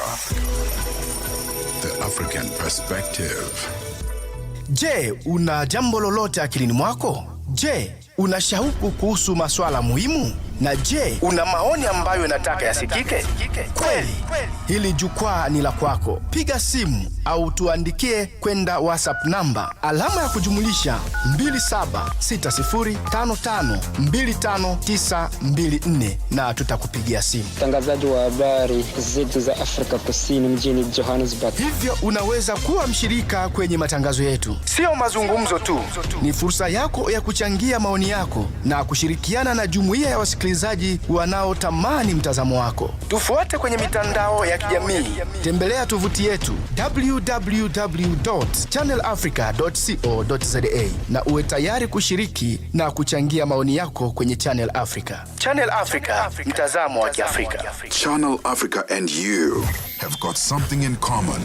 The thirst for knowledge. its heritage. It's the only international station that speaks to Africa in its own voices: English, Kiswahili, Chinyanja, French, and Portuguese. The languages that unite 1 billion people. We have been there through every shift, every milestone, and every triumph. Not just reporting history, but shaping the conversations that define Africa's future. For brands, media planning, and advertisers, Channel Africa is more than just a platform. It's an opportunity. With 25 compelling shows covering current affairs, sports, business, music, and lifestyle, we deliver an engaging Pan-African audience ready to connect, invest, and act. Multi-award winning, internationally recognized, digitally accessible across the globe. When Africa speaks, the world listens, and Channel Africa makes sure of it. For business, for culture, for Africa, partner with Channel Africa, because Africa's voice is the future. Africa is a story, a living, breathing, ever-evolving masterpiece. And for over 5 decades now, one voice has told it like no other. Channel Africa. More than just a broadcaster, Channel Africa is the pulse of the continent, African-led, African-run, and deeply rooted in its heritage. It's the only international station that speaks to Africa in its own voices: English, Kiswahili, Chinyanja, French, and Portuguese. The languages that unite 1 billion people. We have been there through every shift, every milestone, and every triumph. Not just reporting history, but shaping the conversations that define Africa's future. For brands, media planning, and advertisers, Channel Africa is more than just a platform. It's an opportunity. With 25 compelling shows covering current affairs, sports, business, music, and lifestyle, we deliver an engaging Pan-African audience ready to connect, invest, and act. Multi-award winning, internationally recognized, digitally accessible across the globe. When Africa speaks, the world listens, and Channel Africa makes sure of it. For business, for culture, for Africa, partner with Channel Africa, because Africa's voice is the future.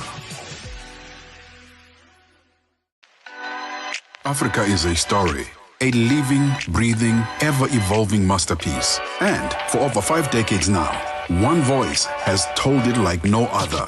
Channel Africa. More than just a broadcaster, Channel Africa is the pulse of the continent, African-led, African-run, and deeply rooted in its heritage. It's the only international station that speaks to Africa in its own voices: English, Kiswahili, Chinyanja, French, and Portuguese. The languages that unite 1 billion people. We have been there through every shift, every milestone, and every triumph. Not just reporting history, but shaping the conversations that define Africa's future. For brands, media planning, and advertisers, Channel Africa is more than just a platform. It's an opportunity. With 25 compelling shows covering current affairs, sports, business, music, and lifestyle, we deliver an engaging Pan-African audience ready to connect, invest, and act. Multi-award winning, internationally recognized, digitally accessible across the globe. When Africa speaks, the world listens, and Channel Africa makes sure of it. For business, for culture, for Ture, a song of gratitude, Ture Sukura, which means thanks to the Almighty, celebrating Mali's independence there. And the lyrics are in Songhai, a beautiful language that's spoken in Mali, celebrating independence and a return of land, rivers, and everything that belongs to the Malian people. A beautiful one there. Let's go to a break. We'll be back. Africa, voici Abedi. Oui, c'est moi. Abedi est un passionné de musique dans l'âme. Il a un goût pour toutes sortes de musique et passe ses journées à écouter Channel Africa. J'aime beaucoup la musique africaine. Ok. Devinez quoi? Channel Africa veut aider Abedi et les mélomanes du monde entier à découvrir encore plus de musique incroyable. C'est pourquoi Channel Africa appelle les artistes africains à soumettre leur musique. Chers artistes, n'oubliez pas de nous fournir toutes vos informations pertinentes à l'email adresse musique@channelafrica.co.za. Les soumissions sont votre chance d'être entendues, mais elles ne garantissent pas une playlist. Toutes les soumissions seront soigneusement examinées pour voir si elles répondent aux exigences de notre station. Channel Africa, la perspective africaine. Start your day right with Channel Africa Breakfast. That smells delicious. Live, 5 days a week. All right, we're about to get out of here, of course, and it's been a good one. We started on a very confrontational theme, and I think it's confrontational not because it's a theme that's bad, but because it's a theme that actually confronts our stereotype, and that is the conversation we had about women with disabilities and how they view their sexuality, and also how they see their sexual and reproductive rights. That was a cool conversation we had, and then we moved over to another conversation that was of importance, and you know what, that conversation is one that we need to revisit again, because I don't think we really completed it. Addiction and its complexities, and how we navigate addictions that are self-harming. I think all addictions that can actually be very self-harming. That was Taku Munera was helping us on that one. And just now in our final hour, we were looking at our conflict between parenting from our in-laws and also parents. How does that actually work out? And we had a good conversation there. Remember that you can find these conversations on our podcast on www.channelafrica.co.za, and all you have to do when you get on that landing page, click on programs, and it'll take you to our podcast. Say we're going to let Lulu Gabu in just in a few minutes time, but let's go back to the beautiful music as well. Love this one. Bob Marley, one of my favorite all-time musicians. It's titled Redemption Song.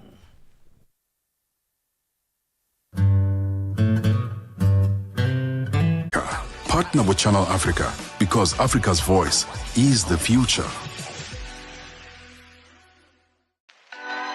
Africa is a story, a living, breathing, ever-evolving masterpiece. And for over 5 decades now, one voice has told it like no other.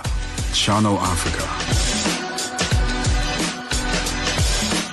More than just a broadcaster, Channel Africa is the pulse of the continent. African-led, African-run, and deeply rooted in its heritage. It's the only international station that speaks to Africa in its own voices: English, Kiswahili, Chinyanja, French, and Portuguese. The languages that unite 1 billion people. We have been there through every shift, every milestone, and every triumph. Not just reporting history, but shaping the conversations that define Africa's future. For brands, media planning, and advertisers, Channel Africa is more than just a platform. It's an opportunity.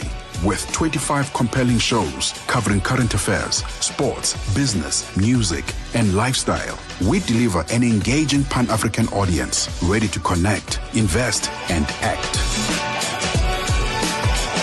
Multi-award winning, internationally recognized, digitally accessible across the globe.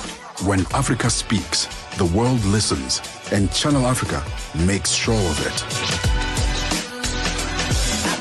For business, for culture, for Africa. Partner with Channel Africa, because Africa's voice is the future. Africa is a story, a living, breathing, ever-evolving masterpiece. And for over 5 decades now. Man, this is Jamaican music. It's not African. Yeah, we've got so much strong links with Bob Marley. He first came to the African continent around 1978 in Addis Ababa. And then in the 1980s, he was just here in our neighbors, Zimbabwe. So the man really loved the African continent. Always cites it in his music. That's Bob Marley with Redemption Song. Lulu Kapu is with us to let us know what's coming up on the show that is just about to start in 5 minutes' time. That's the Africa Update. Hey, Lulu. Hey, happy Thursday. Hey, man, you're looking like a rock star. You've got that Madonna look today. You know, Ben. Yeah, this is the Madonna look, I have to say. Ben, it's cold, so we have to keep warm.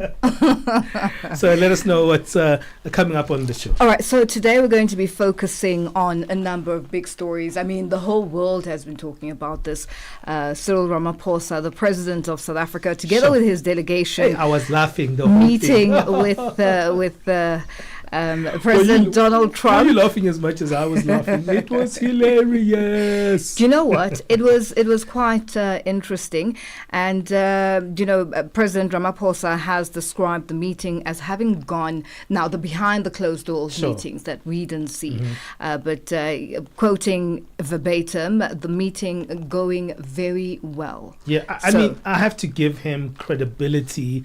Our president of South Africa, he stayed calm throughout the whole thing. He stayed kind of very principled in his very kind of diplomatic stature, and that meeting could have went could have gone sideways. But he just like was a man who was just of calm demeanor. That's President Cyril Ramaphosa, and this is what a lot of analysts are talking about. But what's also interesting is the international media, especially the different stations. You must have seen it talking about how President Donald Trump of the US was not truthful. Even the video clip that was played, misconstrued. So there's a lot that's happening around that meeting today and the playing of that video. Also, we're going to be looking at the ministers convening in Zimbabwe to discuss the SADC Transfrontier Conservation Area over the past 25 years. And Africa urged to reflect on its colonial past, particularly the transatlantic slave trade. There's a lot happening. We have a team on the ground in Tanzania, and this is going to be something interesting. We'll be chatting to them at some point with regards to the Thabo Mbeki lecture that will be taking place there on Saturday. So there's a lot happening on Africa Update. Do stay tuned. It's going to be quite exciting. Hey, man, I was laughing at the Donald Trump thing, but it's actually a serious thing because the ties between the different countries are pretty meaningful, and they make a huge difference. Well, we're going to wrap it up with one that's appropriate. This one is titled Exit. We are exiting out of here. This is Mr. Easy and the Soweto Gospel Choir. Until next time, God bless. One voice has told it like no other. Channel Africa. More than just a broadcaster, Channel Africa is the pulse of the continent, African-led, African-run, and deeply rooted in its heritage. It's the only international station that speaks to Africa in its